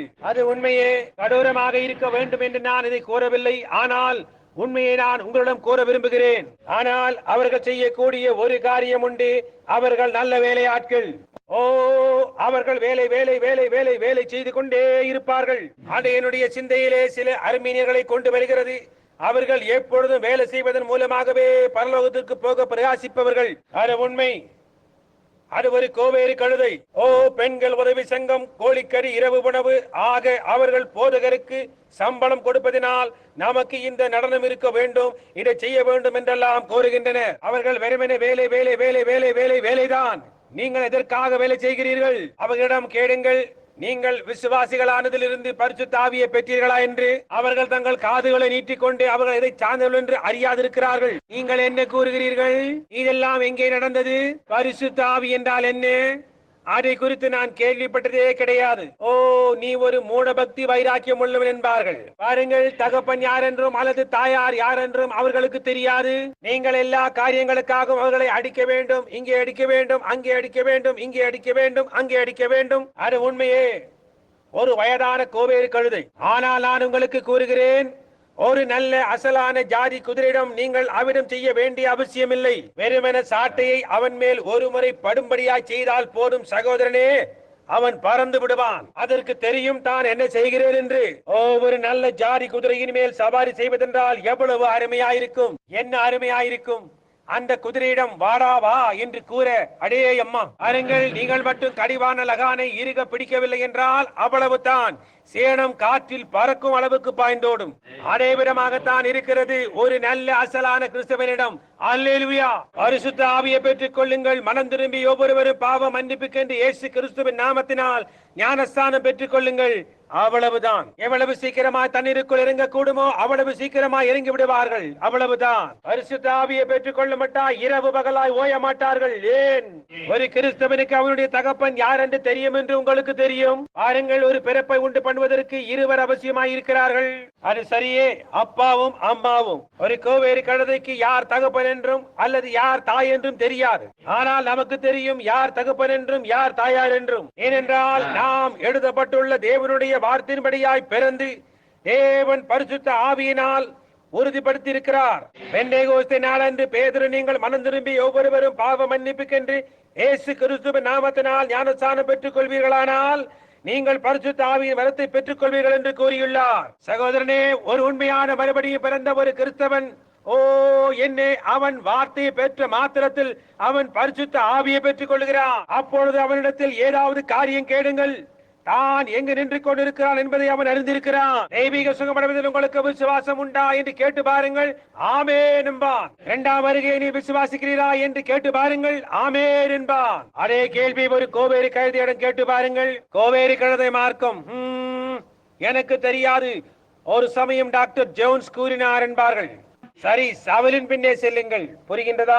ஓ, அவர்களுக்கு தெரியாது. சரி, நான் உனக்கு சொல்லுகிறேன், என் சபைக்கு அதை குறித்து தெளிவாக தெரியாது என்றெல்லாம் கூறுவார்கள். ஓ சகோதரரே, ஆனால் ஒரு மறுபடியுமாய் பிறந்த ஒரு மனிதனோ அல்லது பெண்ணோ கர்த்தராக இயேசுவின் வருகையை குறித்து நிச்சயம் உள்ளவளாயிருக்கின்றனர். கொடுக்கப்படுவதற்காக ஒரு பரிசுத்த ஆவி எவ்வளவு நிச்சயமோ அவ்வளவு நிச்சயமாக அவர்கள் பரிசுத்த ஆவியை பெற்றது நிச்சயத்தை உடையவளாயிருக்கிறார்கள். கிணற்றண்டையிலே அந்த ஸ்திரீ இயேசுவிடம், நாங்கள் இந்த மலையிலே தொழுது கொள்ளுகிறோம், யூதர்கள் எருசலேமிலே தொழுது கொள்ளுகிறார்கள் என்றால், அதற்கு அவர், ஸ்திரீயே, நான் சொல்லுகிறதை கேள். உண்மையாய் தொழுது கொள்ளுகிறவர்கள் பிதாவை ஆவியோடு உண்மையோடு தொழுது கொள்ளும் காலம் வரும், அது இப்பொழுதே வந்திருக்கிறது என்றார். உம்முடைய வசனமே சத்தியமாயிருக்கிறது. வேதத்தை வாசித்து வேதம் கூறுகின்றதை ஒவ்வொரு வார்த்தையும் விசுவாசித்து அதன் உபதேசங்களை பின்பற்றி அவர்கள் பெற்றுக்கொண்ட அதே பரிசுத்த ஆவியை பெற்றுக்கொண்டு அவர்கள் பெற்ற அதே விதத்தில் பெற்றுக் கொண்டவனுக்கு, அவர்கள் பெற்ற அதே விளைவுகளை பெற்றவனுக்கு, அவர்கள் அதை பெற்றுக்கொண்ட போது பெற்றுக்கொண்ட அதே வல்லமையை பெற்றுக் கொண்டவனுக்கு, அவனுக்கு தெரியும் அவனுடைய தகப்பன் யார் என்றும் தாயார் யார் என்றும். அவனுக்கு தெரியும் தான் இயேசு கிறிஸ்துவின் ரத்தத்தினால் கழுவப்பட்டு அவருடைய ஆவியினால் மறுபடியும் பிறந்துள்ளது. தான் எங்கே நிற்கிறான் என்றும் அவன் அறிவான். நிச்சயமாக அவன் கானானுக்குள் இருக்கிறான். அவன் எங்கிருந்து வந்தான் என்று அறிந்திருக்கிறான். ஒரு உண்மையான கிறிஸ்துவனிடமும் காரியம் அந்த விதமாகத்தான் இருக்கிறது. நீங்கள் விசுவாசிகளானது முதல் பரிசுத்த ஆவியை பெற்றீர்களா என்று கேளுங்கள். அவன் ஆமென் சகோதரனே என்பான். அந்த ஒரு நாள் ஒரு 92 வயதுள்ள ஒரு வயதான பரிசுத்த வாட்டியின் பக்கத்தில் நின்று கொண்டு ஒரு 80 வயதுள்ள போதகருடன் பேசிக் கொண்டிருந்த போது நான் பாட்டி என்றேன். அவள் எவ்வளவு பிரகாசமாய் இருக்கக்கூடுமோ அவ்வளவு பிரகாசமான முகத்துடன் என்னை என் மகனே என்றாள். நான் கேட்டேன், நீங்கள் பரிசுத்த ஆவியை பெற்று எத்தனை காலம் ஆகிறது என்று. அதற்கு அவள், தேவனுக்கு மகிமை உண்டாவதாக, சுமார் ஒரு 60 வருடங்களுக்கு முன்னர் நான் அதை பெற்றேன் என்றாள். இப்பொழுது அவள் மட்டும் ஒரு கோவேறு கழுதையாய் இருந்திருந்தால், ஒரு நிமிடம் பொறுங்கள், நான் தெளிப்பு ஞானசானம் பெற்று திடப்படுத்தலில் பங்கு பெற்று இன்னின்ன சபைக்கு என்னை கொண்டு போனார்கள், நான் கடிதத்தை இன்னாரிடம் கொண்டு சென்றேன் என்று கூறியிருப்பாள். ஓ, என் மேல் இரக்கமாயிரும்.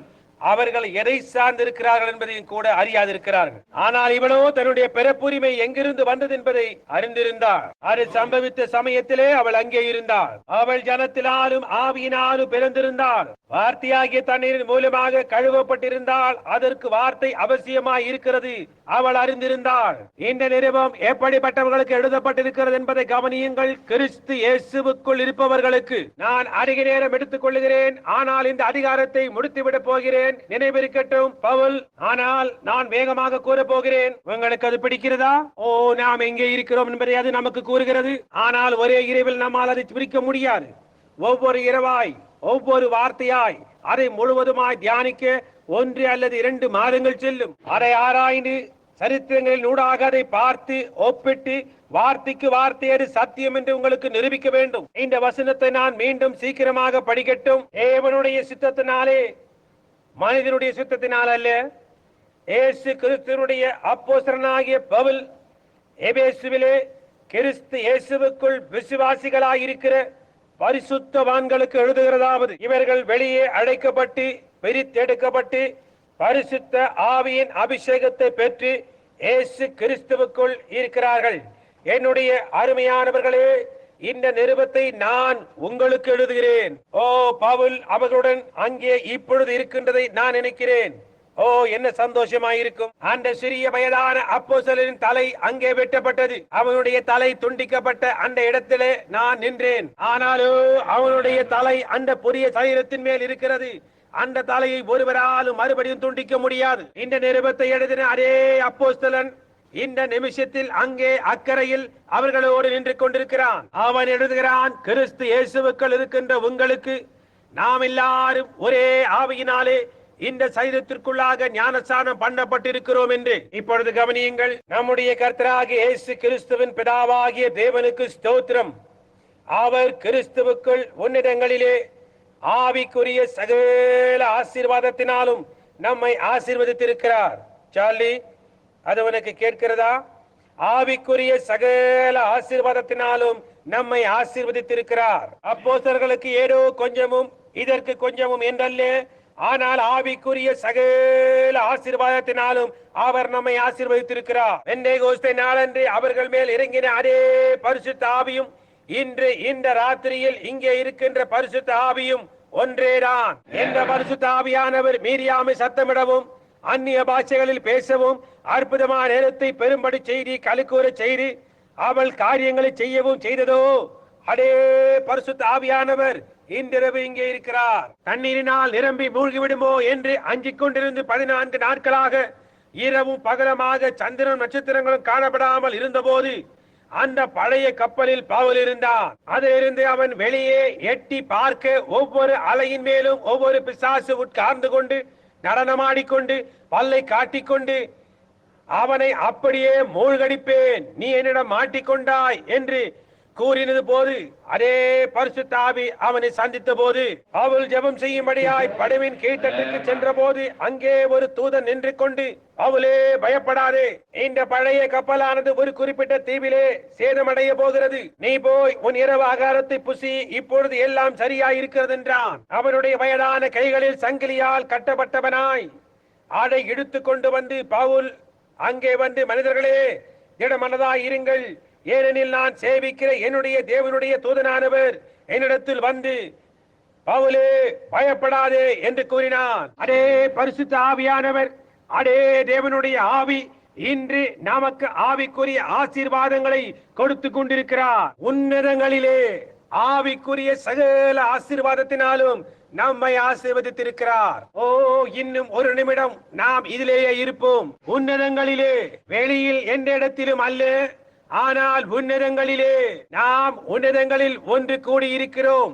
அதன் அர்த்தம் என்னவென்றால் ஒரு விசுவாசியின் ஸ்தானத்தை குறிக்கிறதா இருக்கிறது. அதாவது எனக்கு ஜெபம் ஏறெடுக்கப்பட்டிருக்குமானால், உங்களுக்கு ஜெபம் ஏறெடுக்கப்பட்டிருக்குமானால், அல்லது சபைக்கு ஜெபம் ஏறெடுக்கப்பட்டிருக்குமானால் நாம் செய்திக்கு ஆயத்தமாயிருக்கிறோம். நாம் எல்லாரும் பரிசுத்தவான்களாய் ஒன்றாய் கூடியிருக்கிறோம். வெளியே அழைக்கப்பட்டவர்களாய், பரிசுத்த ஆவியினால் அபிஷேகிக்கப்பட்டவர்களாய், தேவனுடைய ஆசீர்வாதங்களால் நிறைக்கப்பட்டவர்களாய், அழைக்கப்பட்டு தெரிந்து கொள்ளப்பட்டு இப்பொழுது உன்னதமான ஸ்தானங்களிலே ஒன்றாக கூட்டப்பட்டு நம்முடைய ஆத்துமாக்களில் பரலோகவாசிகளாயிருக்கிறோம். நம்முடைய ஆவிகள் நாமை ஒரு பரலோக சூழ்நிலைக்குள் கொண்டு வந்து விட்டது. ஓ சகோதரனே, அங்கேதான் விஷயம். ஒரு பரலோக சூழ்நிலை. ஓ, இன்றிரவு என்ன சம்பவிக்க கூடும்? நாம் ஒரு பரலோக சூழ்நிலையில் உட்கார்ந்து கொண்டிருந்து புரிதாக்கப்பட்ட ஒவ்வொரு இருதயத்தின் மேலும் பரிசுத்த ஆவியானவர் அசைவாடி கிறிஸ்துவுக்குள் ஒரு புதிய சிருஷ்டிகளாய் ஆகியிருப்போமானால்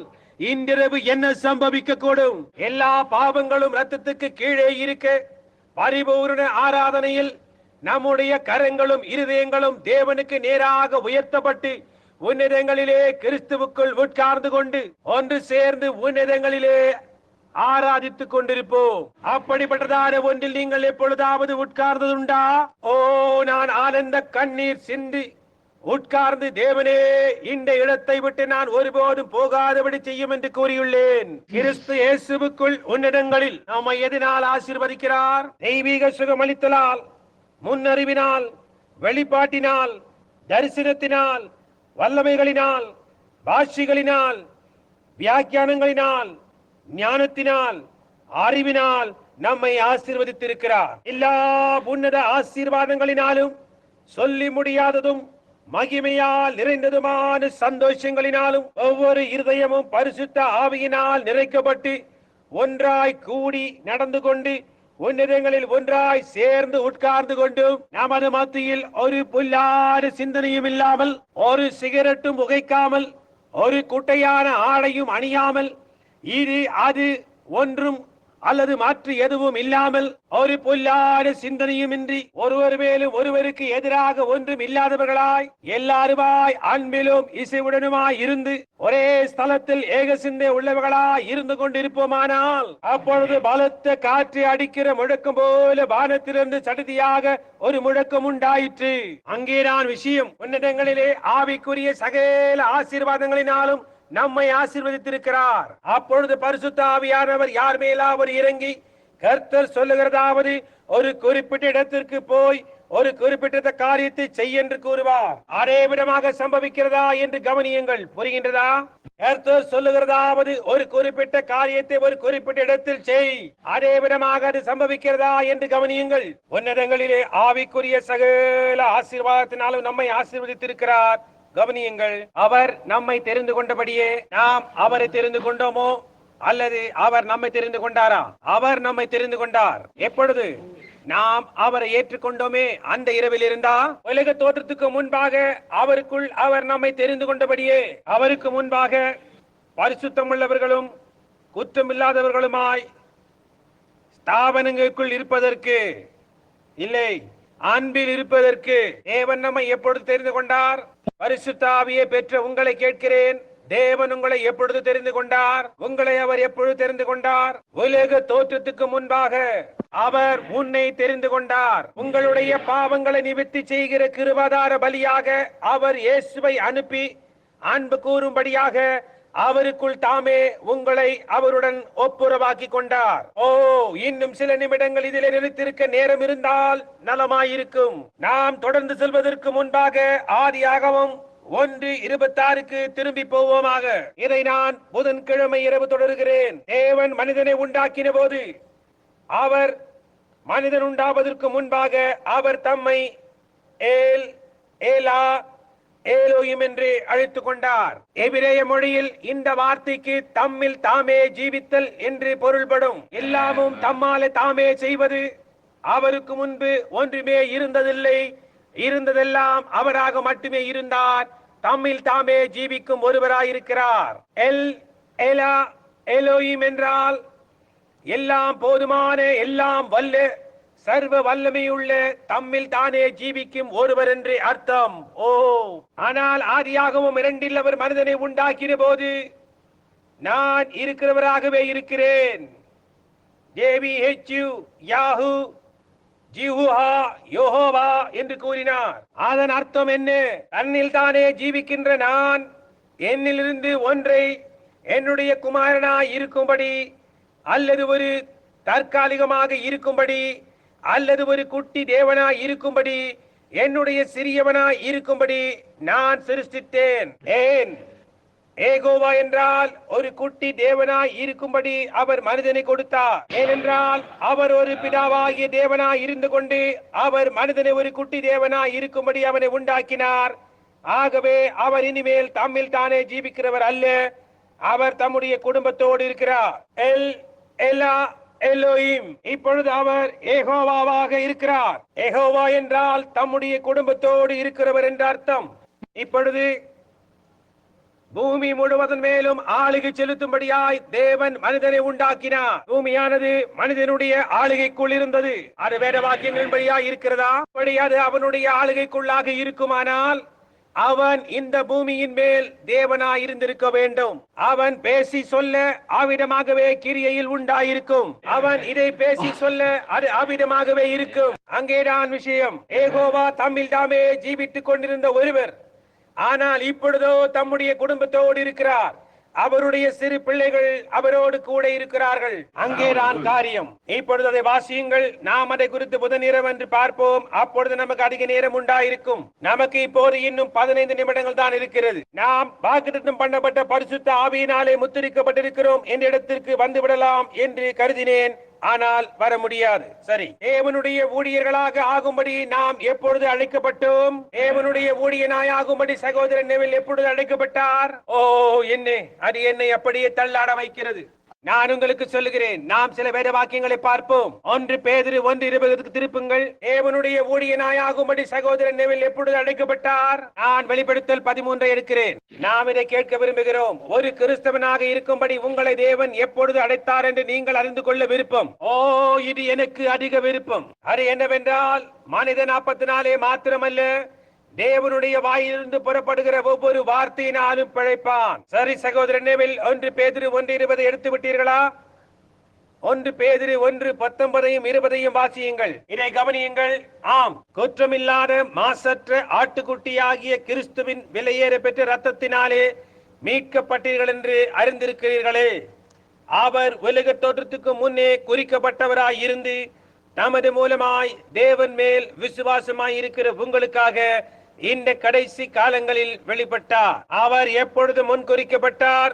உலக தோற்றத்துக்கு முன்னர். சகோதரன் பேட், வெளிப்படுத்தல் 17:8 எனக்காக வாசியுங்கள். நீ கண்ட மிருகம் முன்னே இருந்தது, இப்பொழுது இல்லை. அது பாதாளத்திலிருந்து ஏறி வந்து நாசமடைய போகிறது.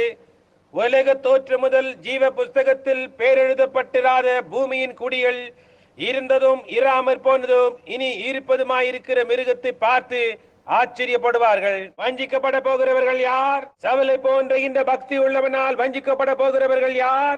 அது அவ்வளவு நேர்த்தி உள்ளதாயும் தந்திரம் உள்ளதாயும் அவ்வளவு பரிபூர்ணமாயும் காணப்பட்டு கூடுமானால் யாரை வஞ்சிக்கும்? கூடுமானால் தெரிந்து கொள்ளப்பட்டவர்களை வஞ்சிக்கும். சரி, வெளிப்படுத்தல் 13:8 உங்களுக்காக நான் அதை வாசிக்கிறேன். உலக தோற்று முதல் அடிக்கப்பட்ட ஆட்டுக்குட்டியினுடைய ஜீவ புஸ்தகத்தில் பேர் எழுதப்பட்டிராத பூமியின் குடிகள் யாவரும் அதை வணங்குவார்கள். ஆட்டுக்குட்டியானவரின் ஜீவ புஸ்தகத்தில் நமது பெயர்கள் எப்பொழுது எழுதப்பட்டது? உலக தோற்றத்துக்கு முன்னே ஆட்டுக்குட்டியானது அடிக்கப்பட்டதே அப்போது. தேவன் யெகோவா எல் எலா எலோயிம் தம்மில் தாமே ஜீவிக்கின்ற ஒருவராக இருந்தாரே, அப்போது எழுதப்பட்டது. ஒரு பெரிய மகத்தான வைரத்தை போன்று இருந்தார் அவர். அதையன்றி வேறொன்றுமாயிருக்க முடியாது. ஆனால் இந்த வைரத்திற்குள்ளாக அவருடைய தன்மைகளில் ஒரு இரட்சகரும் இருந்தது. இந்த தன்மைகளில் அவருக்குள்ளாக ஒரு சுகமளிக்கிறவரும் இருந்தார். அப்படியானால் ரட்சிப்பதற்கு அங்கே ஒன்றுமே இல்லை, சுகப்படுத்த அங்க ஒன்றுமே இல்லை. ஆனால் அவருடைய தன்மைகள் அதை உண்டு பண்ணி கொண்டே இருந்தது. ஆகையினால் உலக தோற்றத்துக்கு முன்பாகவே அவருக்குள்ளாக இருந்த அந்த தன்மைகள் வெளிப்பட்டு அவர் ஒரு இரட்சகராய் இருப்பார் என்றும், அவர் உலகத்தில் வந்து மாமிசமாகி நமது மத்தியில் வாசம் பண்ணுவார் என்றும், அவருடைய தழும்புகளால் நாம் குணமாவோம் என்றும் அவர் அப்போதே அறிந்திருந்தார். ஆதலால் அவர் உலக தோற்றத்துக்கு முன்பாக அவருடைய புத்தகத்தில் அவர் ஆட்டுக்குட்டியை அடித்து உலக தோற்றத்துக்கு முன்பாகவே உன்னுடைய பெயரை அவர் எழுதினார். ஓ என்னுடைய சகோதரனே, இதை கவனியுங்கள். முன்குறிப்பு முன்னறிவை பின்னோக்கி பார்க்கிறது. நான் தெரிந்து கொள்வதை குறித்து கூறுகிறேன். தெரிந்து கொள்ளுதல் முன்னறிவை பின்னோக்கி பார்க்கிறது. முன்குறிக்கப்படுதல் சேரப்போகும் இடத்தை நோக்கி பார்க்கிறது. இதை மறந்துவிட வேண்டாம். தெரிந்து கொள்ளுதல் இங்கே இங்கே இங்கே நோக்கி பார்க்கிறது. அது இங்கே இருக்கிறது. நான் ஒரு சிறு முள்ளாக இருந்தேன். நான் பாவத்தில் பிறந்தேன், அக்கிரமத்தில் உருவாக்கப்பட்டேன், பொய்களை பேசுபவனாய் உலகத்துக்கு வந்தேன், பாவிகளின் மத்தியில் பிறந்தேன். தகப்பனும் தாயும் குடும்பத்தார் அனைவரும் பாவிகள். நான் ஒரு முள்ளாயிருந்தேன். ஆனால் திடீரென்று நான் கோதுமை மணியாய் ஆகிவிட்டேன். இந்த காரியம் எப்படி சம்பவித்தது? அதுவா? அது என்றால் என்ன? தெரிந்து கொள்ளுதல். தேவன் உலக தோற்றத்துக்கு முன்பாக அந்த முள்ளானது ஒரு கோதுமை மணியாக ஆக வேண்டும் என்று தேவன் தெரிந்து கொண்டார். நான் ஒரு கோதுமை மணி என்று இப்பொழுது அறிந்துள்ளேன். ஏனென்றால் நான் ரட்சிக்கப்பட்டிருக்கிறேன். நான் அதை எப்படி செய்தேன்? பின்னோக்கி பார்த்து அநேக காலங்களுக்கு முன்பாக அவர் என்னை முன்கருத்து விட்டார் என்பதை காணுகின்றேன். முன் அறிவினால் நான் அவரை நேசிப்பேன் என்று அவர் கண்டார். ஆகையினால் அவர் எனக்கு ஒரு பிராயச்சித்தத்தை அவருடைய குமாரன் மூலமாய் ஏற்படுத்தி அவர் மூலமாய் ஒரு சிறு முள்ளில் இருந்து ஒரு கோதுமை மணியாக ஆனேன். இப்பொழுது நான் எங்குள்ளேன்? இப்பொழுது நான் ரட்சிக்கப்பட்டிருக்கிறேன். தேவனுடைய இரக்கத்தினால் நான் நடந்து கொண்டிருக்கிறேன். முன்குறிக்கப்படுதல் எதை நோக்குகிறது? போய் சேரும் இடத்தை. அவர் எங்கே கொண்டு போவார்? நான் எங்கே போகிறேன்? அது உன்னை பற்றி கொண்டது. அதுதான் காரியம். இப்பொழுது நாம் இன்னும் சற்று தொடர்ந்து வாசிக்கலாம். இன்னும் சிறிது நேரத்தில் நாம் கூட்டத்தை முடிக்க வேண்டும். தமக்கு முன்பாக நாம் அன்பில் பரிசுத்தம் உள்ளவர்களும் குற்றமில்லாதவர்களுமாய் இருப்பதற்கு நம்முடைய தயவுள்ள சித்தத்தின்படியே நம்மை இயேசு கிறிஸ்து மூலமாய் தமக்கு சுவிகார புத்திரராகும்படி முன் குறித்திருக்கிறார். அவர் என்ன செய்தார்? அவர் தாம் ஒரு இரட்சகர் என்றும் தம்மில் தாமே ஜீவிக்கிறவர் என்றும் அறிந்திருந்து முன்னறிவின்படியாய் நம்மை முன்னதாகவே கண்டார். அப்பொழுது தூதர்களே கிடையாது, ஒன்றுமே கிடையாது. தேவன் ஏலோயிம் தம்மில் தாமே ஜீவிக்கிற ஒருவராய் வேறு ஏதும் இல்லாமல் அவர் மட்டுமே தன்னந்தனியாய் இருந்தார். ஆனால் அவருக்குள் ஒரு இரட்சகர் இருந்தார். சரி, அவர் எதை ரட்சிக்க போகிறார்? ஒன்றும் இழக்கப்படவில்லையே. அவருக்குள் இருந்ததான அந்த மகத்தான தன்மையானது வரப்போகின்ற காலங்களிலே எதையோ ரட்சிக்கப்படும்படியாக வெளிப்பட போகிறது என்பதை அவர் அறிந்தவராக இருந்தார். பின்னர் அதை செய்த போது முன்னறிவின்படியாக அவர் வருங்காலத்தை நோக்கி பார்த்து அந்த ரட்சிப்பை ஏற்றுக்கொள்ளும் ஒவ்வொருவரையும் கண்டார். பின்னர் அவர் அவ்விடமாய் செய்தபடியினால் அதை ரட்சிக்கும்படியாக நான் செய்யக்கூடிய ஒரே ஒரு வழி என்னவென்றால், நான் தானே கீழே இறங்கி வந்து மாமிசமாகி பாவத்தை என் மேல் எடுத்துக்கொண்டு ஆராதிக்கப்படுகின்ற ஒன்றாய் நான் இருக்கும்படியாக அவனுக்காக மரிக்க வேண்டும் என்று அவர் கூறினார். ஏனென்றால் அவர் ஆராதிக்கப்படுகின்ற ஒரு பொருளாய் அவர் தேவனாயிருக்கிறார். பின்னர் அவர் கீழே இறங்கி வந்து பாவத்தை தம்மேல் சுமந்து கொண்டார். அவர் அதை செய்த போது ரட்சிக்கப்பட வேண்டும் என்று விரும்புகின்றவர்களை அவர் ரட்சிக்கும்படியாக அதை செய்தார். நான் என்ன கூறுகிறேன் என்று உங்களுக்கு புரிகின்றதா? முன் அறிவின்படியாக அந்த எல்லையற்ற தேவன், எல்லாவற்றையும் அறிந்தவர், ஆட்டுக்குட்டியை கண்டு உலக தோற்றத்துக்கு முன்பாக அந்த ஆட்டுக்குட்டியை அடித்து உன்னுடைய பெயரை ஆட்டுக்குட்டியானவரின் ஜீவ புஸ்தகத்தில் அவர் எழுதினார். அவர் சாத்தானின் வஞ்சக தன்மையில் அவன் என்ன செய்வான் என்று அவர் கண்டார். ஆகவே அவர் உன்னுடைய பெயரை அங்கே எழுதினார். அந்த கிறிஸ்துவானவன் அவ்வளவு பக்தி உள்ளவனாகவும் அவ்வளவு நல்லவனாகவும் அவ்வளவு அருமையான ஒருவனுமாய் அவ்வளவு சாமர்த்தியமான ஒரு மனிதனாய் ஒரு மார்க்க சம்பந்தமானவனாய் இருப்பான் என்று அவர் கூறினார். கொடுமானால் தெரிந்து கொள்ளப்பட்டவர்களையும் அவன் வஞ்சிப்பான் என்று கூறினார். ஆனால் அது கூடாத காரியம். ஏனென்றால் அவர்களுடைய பெயர்கள் உலக தோற்றத்துக்கு முன்பாகவே முன்குறிக்கப்பட்டிருந்தது. தெரிந்து கொள்ளுதலின்படியாக அவர் உங்களை தெரிந்து கொண்டார். முன்குறிப்பின்படியாக அவர்கள் எங்கே போகிறார்கள் என்பதை அவர்கள் அறிந்திருந்தார்கள். அங்கேதான் காரியம். இப்பொழுது யாரால் சந்தேகிக்க முடியும்? அதைதான் பவுல் கூறினான். அது பவுலுடைய வேற வார்த்தைகள், அது பவுலினால் எழுதப்பட்டவை. அவன் அதைதான் அவருடைய சபைக்கு போதித்தான். சபையானது உலக தோற்றத்துக்கு முன்பாக அதன் ஸ்தானத்தில் பொருத்தப்பட்டது.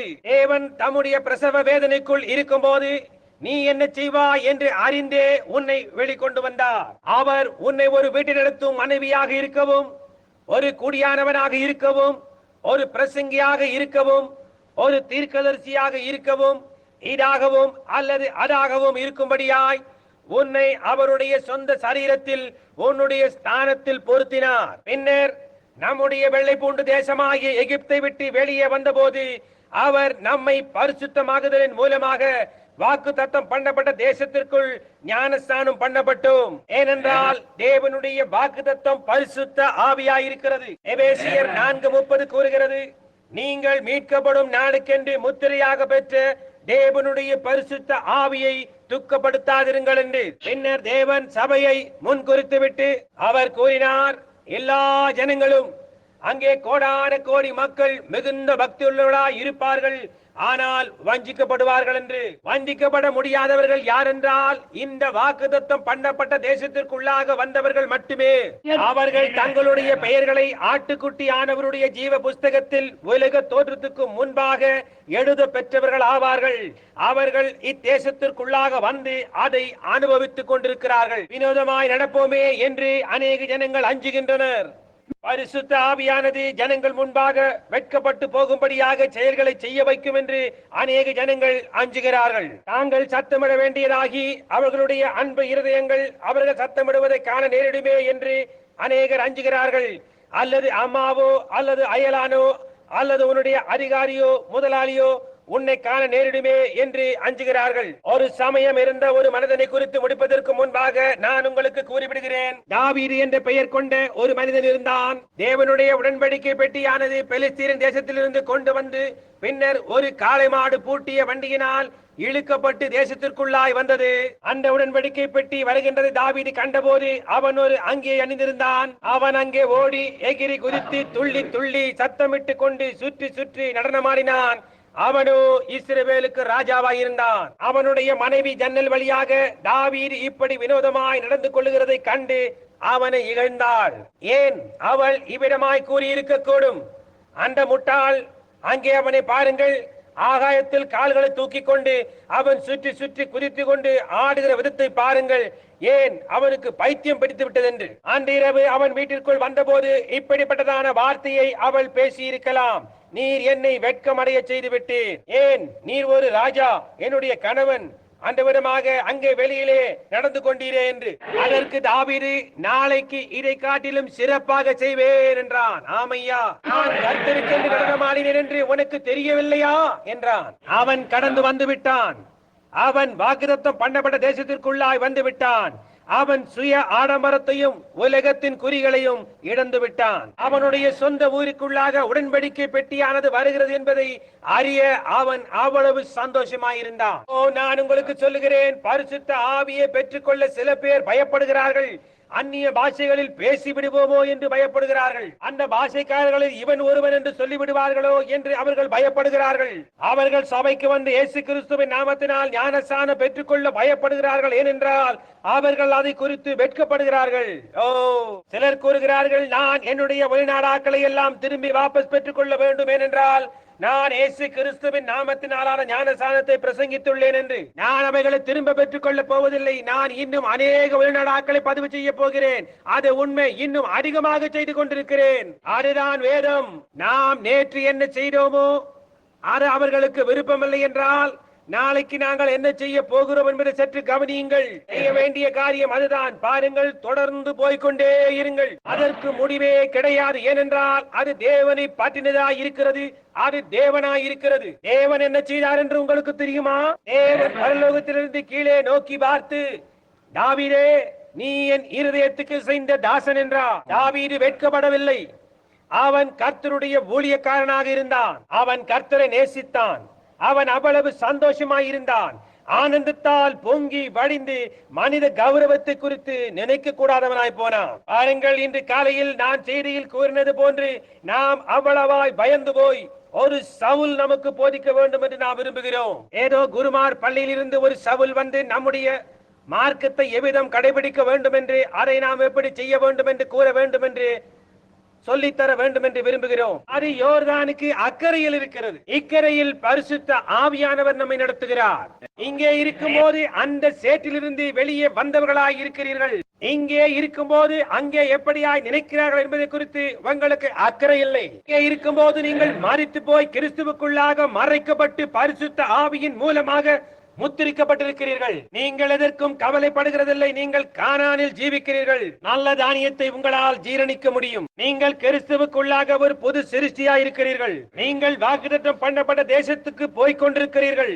சகோதரன் காலின்ஸ் அவர்களே, சுமார் 30 வருடங்களுக்கு முன்னர் எனக்கு நினைவிருக்கிறது, நான் அங்கே நின்று கொண்டிருந்த போது அப்பொழுது இந்த சபையானது இன்னும் கட்டப்படவில்லை.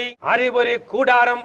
அதிலும் என்னுடைய முதல் கூட்டம் அங்கே மூலையில் உட்கார்ந்து கொண்டு நான் இதே சுவிசேஷத்தை, இதே காரியத்தை, ஆராய முடியாத கிறிஸ்துவின் பொக்கிஷத்தை குறித்தும் இயேசு கிறிஸ்துவின் நாமத்தினாலான ஞானஸ்தானத்தை குறித்தும் எல்லா வார்த்தையும் சத்தியம் என்று விசுவாசித்துக் கொண்டு பரிசுத்த ஆவியின் அபிஷேகத்தையும் தெய்வீக சுகத்தையும் தேவனுடைய வல்லமைகளையும் இப்பொழுது நான் பிரசங்கிப்பது போன்று அப்போதும் பிரசங்கித்துக் கொண்டிருந்தேன். ஒரு இமி கூட அதிலிருந்து நான் மாறவே இல்லை. தேவன் அதை குறித்து இன்னும் அதிகமாக எனக்கு வெளிப்படுத்தினார்.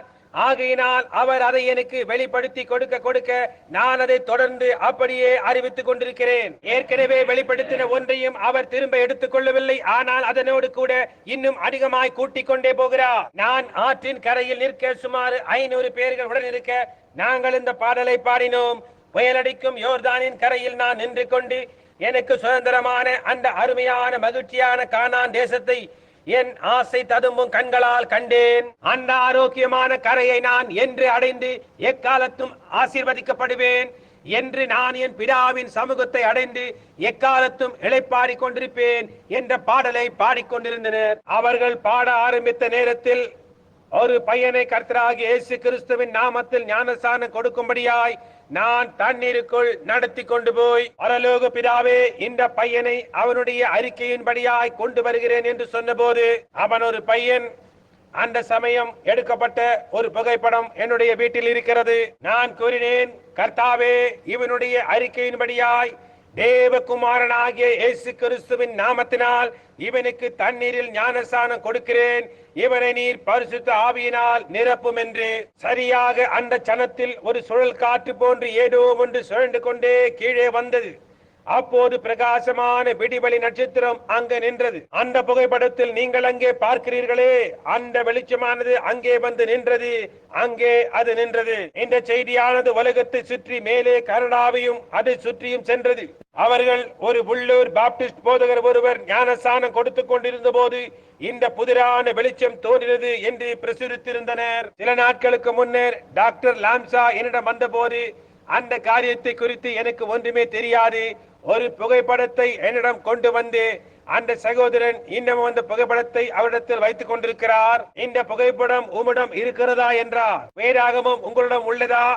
அதற்குள்ளாகத்தான் அந்த படம் இருந்தது. சரி, தேவனுடைய பண்டைய எபிரேய அடையாளத்தின் படம் ஒன்று அங்கே இருந்தது. அது வேறாகவும் எழுதப்படுவதற்கு முன்பிருந்தே யோபின் நாட்களிலே இருந்ததாகும். தம்முடைய 3 தன்மைகளில் உள்ள தேவன் 3 தேவர்கள் அல்ல, ஒரே தேவன் 3 தன்மைகளில் இருக்கிறார். பிதா, குமாரன், பரிசுத்த ஆவி. தேவன் கிரியைக்குள்ளான 3 உத்தியோக ஸ்தலங்கள். 3 தேவர்கள் அல்ல, 3 தன்மைகள். அது அங்கே இருந்தது. அந்த மகத்தான மனிதன் டாக்டர் லாம்சா வேதாகமத்தின் மொழிபெயர்ப்பாளர். அவர் அதை அன்று காலையில் கூறினார். அப்பொழுது நான் அவரிடம் அந்த அடையாளம் என்ன என்றேன். அவர் சொன்னார், அது தேவனுடைய புராதன எபிரேய அடையாளம். ஒரே தேவன் 3 தன்மைகளில் என்று. நான் பிதா, குமாரன், பரிசுத்த ஆவி அது போன்றா என்றேன். அவர் காப்பி குடிப்பதை நிறுத்தி கோப்பையை கீழே வைத்துவிட்டு என்னை நோக்கி பார்த்தார். ஜீன், லியோ, நீங்கள் அங்கு இருந்தீர்கள் நினைக்கிறேன். நீர் அதை விசுவாசிக்கிறாயா என்று கேட்டார். என் முழு இருதயத்தோடும் என்றேன். அவர் கூறினார், நேற்று இரவு உம்முடைய கூட்டத்தில் நின்று கொண்டு சகோதரன் பிரணாம் அந்த வகையறுத்தை நான் கண்டேன். இதற்கு முன்பாக அமெரிக்காவிலும் என்னுடைய தேசத்திலும் இதை நான் கண்டதே கிடையாது. இந்த அமெரிக்க ஜனங்களுக்கு வேறும் கூட தெரியாது. அவர்களுக்கு தெரிந்ததெல்லாம் அவர்களுடைய ஸ்தாபனம் தான். அவர்கள் எங்கே நின்று கொண்டிருக்கிறோம் என்று கூட அவர்களுக்கு தெரியாது. அவர்களுக்கு ஒன்றுமே தெரியாது என்றார். அவர் சொன்னார், ஆனால் நேற்று இரவு நான் அங்கே நின்ற போது சகோதரன் ஜீன், நான் இதை பயபக்தியோடும் அன்போடும் கூறுகிறேன். அவர் சொன்னார், அது ஒரு தீர்க்கதரிசியாய் இருக்க வேண்டும் என்று. ஆனால் பிதா, குமாரன், பரிசுத்தாவி 3 தேவர்கள் அல்ல, அது 3 தன்மைகள் என்று நீர் விசுவாசிக்கின்றீர் என்று கூறின போது, அப்பொழுது நான் அறிந்து கொண்டேன், நீர் தேவனுடைய ஒரு தீர்க்கதரிசி என்று. இல்லை என்றால் அந்த விதமாக உமக்கு அது வெளிப்படுத்தப்பட்டிருக்காது. அது ஒரு பரிபூர்ண அடையாளம் என்றார். நீர் ஒருத்துவம் அல்ல இல்லையா என்றார். நான் இல்லையா, நான் ஒருத்துவக்காரன் அல்ல. தேவன் சர்வ வல்லமை உள்ள தேவனாய் இருக்கிறார் என்று நான் விசுவாசிக்கிறேன். அந்த 3 தன்மைகளும் அந்த ஒரே தேவன் ஜீவித்ததான 3 அலுவலங்கள் என்று நான் விசுவாசிக்கிறேன் என்று கூறினேன். உம்முடைய இருதயத்தை ஆசீர்வதிப்பாராக. என்றோ ஒரு நாள் உன்னுடைய ரத்தத்தை அதற்காக இந்த பூமியின் மேல் ஊற்ற வேண்டி இருக்கும். தீர்க்கதரிசிகள் எப்போதும் அவர்களின் நோக்கத்துக்காக மரிப்பது வழக்கம் என்றார். அது தேவனுக்கு பிரியமாய் இருக்குமானால் அந்த விதமாகவே ஆக கடுவது என்று சொன்னேன். லம்சா வேதாகமத்தை அவர் மொழிபெயர்த்தவர். ஓ, அது அவ்வளவு உண்மை. சவுலை அவர்கள் தெரிந்து கொள்வதற்கு முன்பாக சாமுவேல் தீர்க்கதரிசி கூறினது போன்று இந்த சபைக்கு நான் எத்தனை முறைகள் கூறியிருக்கிறேன். நீங்கள் வெளியே போய் ஏதோ ஒரு ஸ்தாபனத்தை சேர்ந்து கொண்டு ஏதோ ஒரு மார்க்கத்தோடு உங்களை பிணைத்துக் கொள்வதற்கு முன்பாக பரிசுத்த ஆவியானவர் உங்களை நடத்தும்படியாய் நீங்கள் ஏன் அனுமதிக்க கூடாது? நீங்கள் ஏன் தேவனை உங்கள் தலைவராக ஏற்றுக்கொண்டு அவர் உங்களை ஆசீர்வதிக்கும்படி அனுமதித்து உங்கள் ஸ்தாபனத்தை நீங்கள் ஏன் மறந்துவிடக் கூடாது? நீங்கள் எந்த ஸ்தாபன சபையையும் சேர்ந்து கொள்ள கூடாது என்று நான் உங்களுக்கு கூறவில்லை. உங்களுக்கு விருப்பமான எதிலாவது சேர்ந்து கொள்ளுங்கள், அது உங்களை பொறுத்தது. ஆனால் ஒரு தனிப்பட்டவன் என்ற முறையில் நான் உங்களுக்கு சொல்லுகிறேன், பரிசுத்த ஆவியானவர் உங்களை நடத்தும்படி அனுமதியுங்கள். வேதத்தை வாசியுங்கள். வேதம் என்ன கூறுகின்றதோ அதை செய்யுங்கள். தேவன் உங்களை ஆசீர்வதிப்பாராக. நான் அதிக நேரம் காக்க வைத்து விட்டேன். ஜெபித்துக் கொள்ளும்படியாய் ஜெப வரிசையில் வரத்தக்கதாக இங்கே யாராவது இருக்கிறார்களா? அப்படி இருப்பார்களேயானால் உங்கள் கரங்களை உயர்த்தி காட்டுங்கள். 1, 2, 3. நீங்கள் எல்லாரும் இப்பொழுது இங்கே வந்து நில்லுங்கள். உங்களுக்கு ஜெபம் அவசியமானால் இந்த நேரத்திலே உங்களுக்காக ஜெபிக்கப்படும். இன்னமும் உங்களை விட்டுவிட எனக்கு விருப்பமில்லை. முடிப்பதற்கு முன்பாக அதிகாரப்பூர்வமாக சில காரியங்களை செய்ய நான் விரும்புகிறேன். எத்தனை பேர் எபேசியரின் புத்தகத்தின் வேத பாடத்தை விரும்பினீர்கள்? இப்பொழுது புதன் இரவு நாம் முத்திரைகளை குறித்து பேச போகிறோம். பின்னர் அடுத்த ஞாயிறு காலையில் சபையான தன்னுடைய ஸ்தானத்தில் பொருத்தப்படுவதை குறித்து பேச போகிறோம். எபேசுவின் ஜனங்களே, கூடுமானால் புதன் இரவன்றே அதை நாம் பார்க்கலாம். ஒவ்வொரு சபையும் அவரவர்களின் ஸ்தானத்தில் பொருத்துவது. நாம் எப்படியாய் புத்திர சுவிகாரத்துக்கென்று அழைக்கப்பட்டோம். குமாரர்களாய் இருக்கும்படியாய் தேவன் நம்மை சுவிகாரம் எடுத்துக் கொண்டார். பிறப்பின்படி நாம் குமாரர்களாய் இருக்கிறோம். சுவிகாரம் எடுக்கப்பட்டு பரிசுத்த ஆவியானவரால் பொருத்தமான ஸ்தானத்தில் பொருத்தப்பட்டோம். பாருங்கள், அவர்கள் நதியை கடந்த போது அவர்கள் யாவரும் எபிரேயர்களாய் இருந்தார்கள். ஆனால் யோசுவா தேசத்தை பங்கிட்டு அவரவர்களின் தாய்மார்கள் பிரசவத்தின் போது பரிசுத்த ஆவியானவர் அவர்களை எங்கே பொருத்துவார் என்று அவர்கள் கூறினதின்படியாக தேசத்தை அவர்களுக்கு பங்கிட்டு கொடுத்தான். யாக்கோபை பாருங்கள், அவன் மரண தருவாய் இருக்கும் போது அவன் ஒரு தீர்க்கதரிசி. பார்வை மங்கி போனவனாய் அவன் கால்களை மடக்கி படுத்துக் கொண்டு, யாக்கோபின் குமாரரே, நீங்கள் கூடி வாருங்கள், கடைசி நாட்களில் நீங்கள் எங்கே இருப்பீர்கள் என்று நான் உங்களுக்கு கூறுகிறேன் என்றான். மகிமை. ஓ, நான் கூறுகிறது விசித்திரமாய் காணப்படலாம் என்று நான் அறிவேன். ஜனங்கள் விசித்திரமாய் காணப்படலாம். ஆனாலோ நீங்கள் மாத்திரம் அந்த உறுதியை, இருதயத்தில் உள்ள அந்த வாஞ்சியை அறிவீர்களானால் கோடி வாருங்கள், கடைசி நாட்களில் நீங்கள் எங்கு இருப்பீர்கள் என்பதை நான் உங்களுக்கு அறிவிப்பேன் என்றான். அந்த வேத வாக்கியங்களை எடுத்துக்கொண்டு இன்றைக்கு யூதர்கள் இருக்கின்ற வரைபடத்தை எடுத்துக்கொண்டு எங்கிருப்பார்கள் என்று யாக்கோபு அறிவித்த அதே ஸ்தலத்திலே அவர்கள் இப்பொழுதும் இருக்கின்றதை என்னால் நிரூபித்து காட்ட முடியும். மே மாதம் 7ஆம் தேதி 1946ஆம் வருடத்தில் அவர்கள் திரும்பி வந்த வரைக்கும் அவர்கள் அந்த இடத்தில் இருக்கவில்லை. அதே நாள் இரவில் தான் கர்த்தருடைய தூதன் எனக்கு பிரத்யட்சமாகி இவ்வூழியத்தை குறித்து எனக்கு அறிவித்தார். அவர்கள் எங்கே இருப்பார்கள் என்று யாக்கோபு கூறினானோ அதே இடத்தில் இன்றைக்கு அவர்கள் திரும்பி வந்தபோது சரியாக அங்கேயே குடியேறி இருக்கிறார்கள்.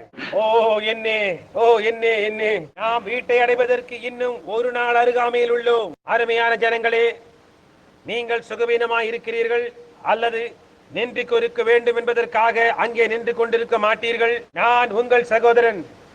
வியாதியஸ்தர்களுக்காய் ஜெபிக்கும்படி தேவனிடத்திலிருந்து ஒரு கட்டளையை பெற்றிருக்கிறேன். என்னிடத்தில் வல்லமை உண்டு என்பதனால் அல்ல, என்னிடம் வல்லமை இல்லை.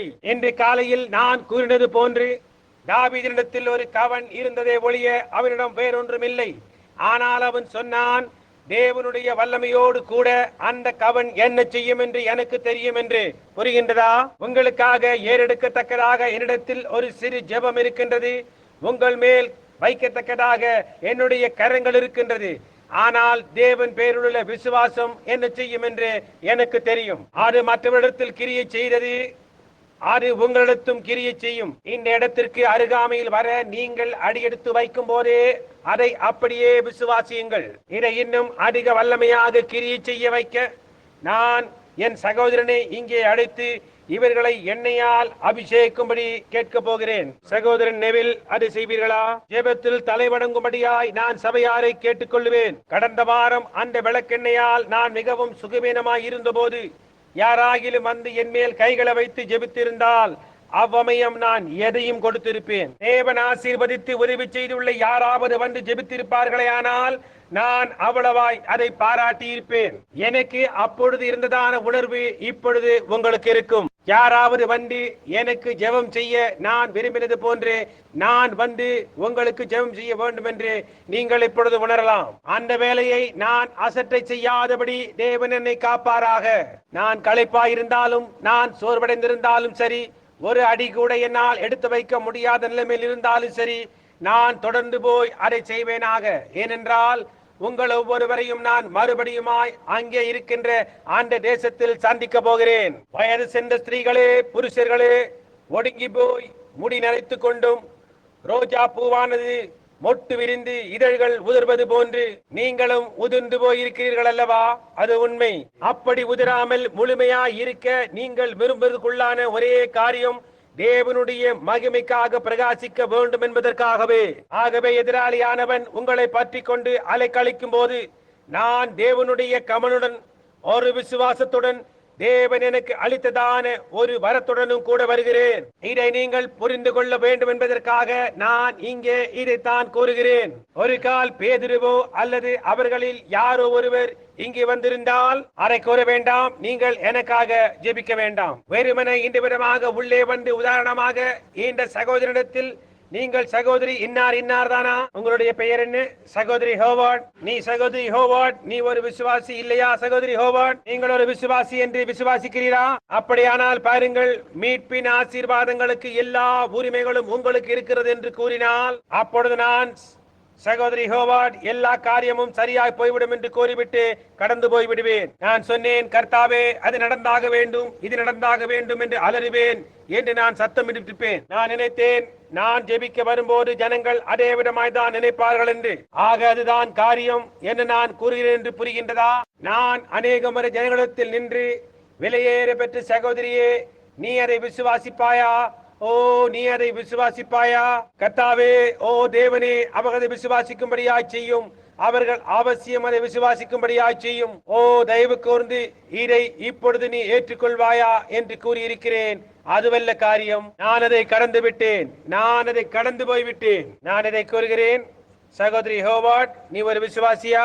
நான் ஒரு விசுவாசித்தான். சரி சகோதரி ஹோவார்ட், நீ ஒரு விசுவாசியா இருப்பாயானால் தேவனுடைய எல்லா காரியங்களுக்கும் நீ சுதந்திரியாய் இருக்கிறாய் என்று கூறி அவளுடைய கரத்தை பிடிப்பேன். பாருங்கள், நான் அதை விசுவாசிக்கிறேன். என்னுடைய கரத்தை அவள் மீது வைப்பதனால் நான் சகோதரி ஹோவார்டுடன் தொடர்பு கொண்டு விடுகிறேன். ஒருபோது சொல்லவில்லை, அவர் சொன்னார், அவர்கள் மேல் கைகளை வையுங்கள் என்று. அவ்வளவுதான். அப்பொழுது அவள் சுகமடைவாள். அப்பொழுது என்னால் எல்லாம் சரியாகிவிட்டது சகோதரி ஹோவார்ட், இப்பொழுது நீங்கள் வீட்டிற்கு போய் சுகமாய் இருக்கலாம் என்று கூற முடியும். கர்த்தர் உம்மை ஆசீர்வதிப்பாராக.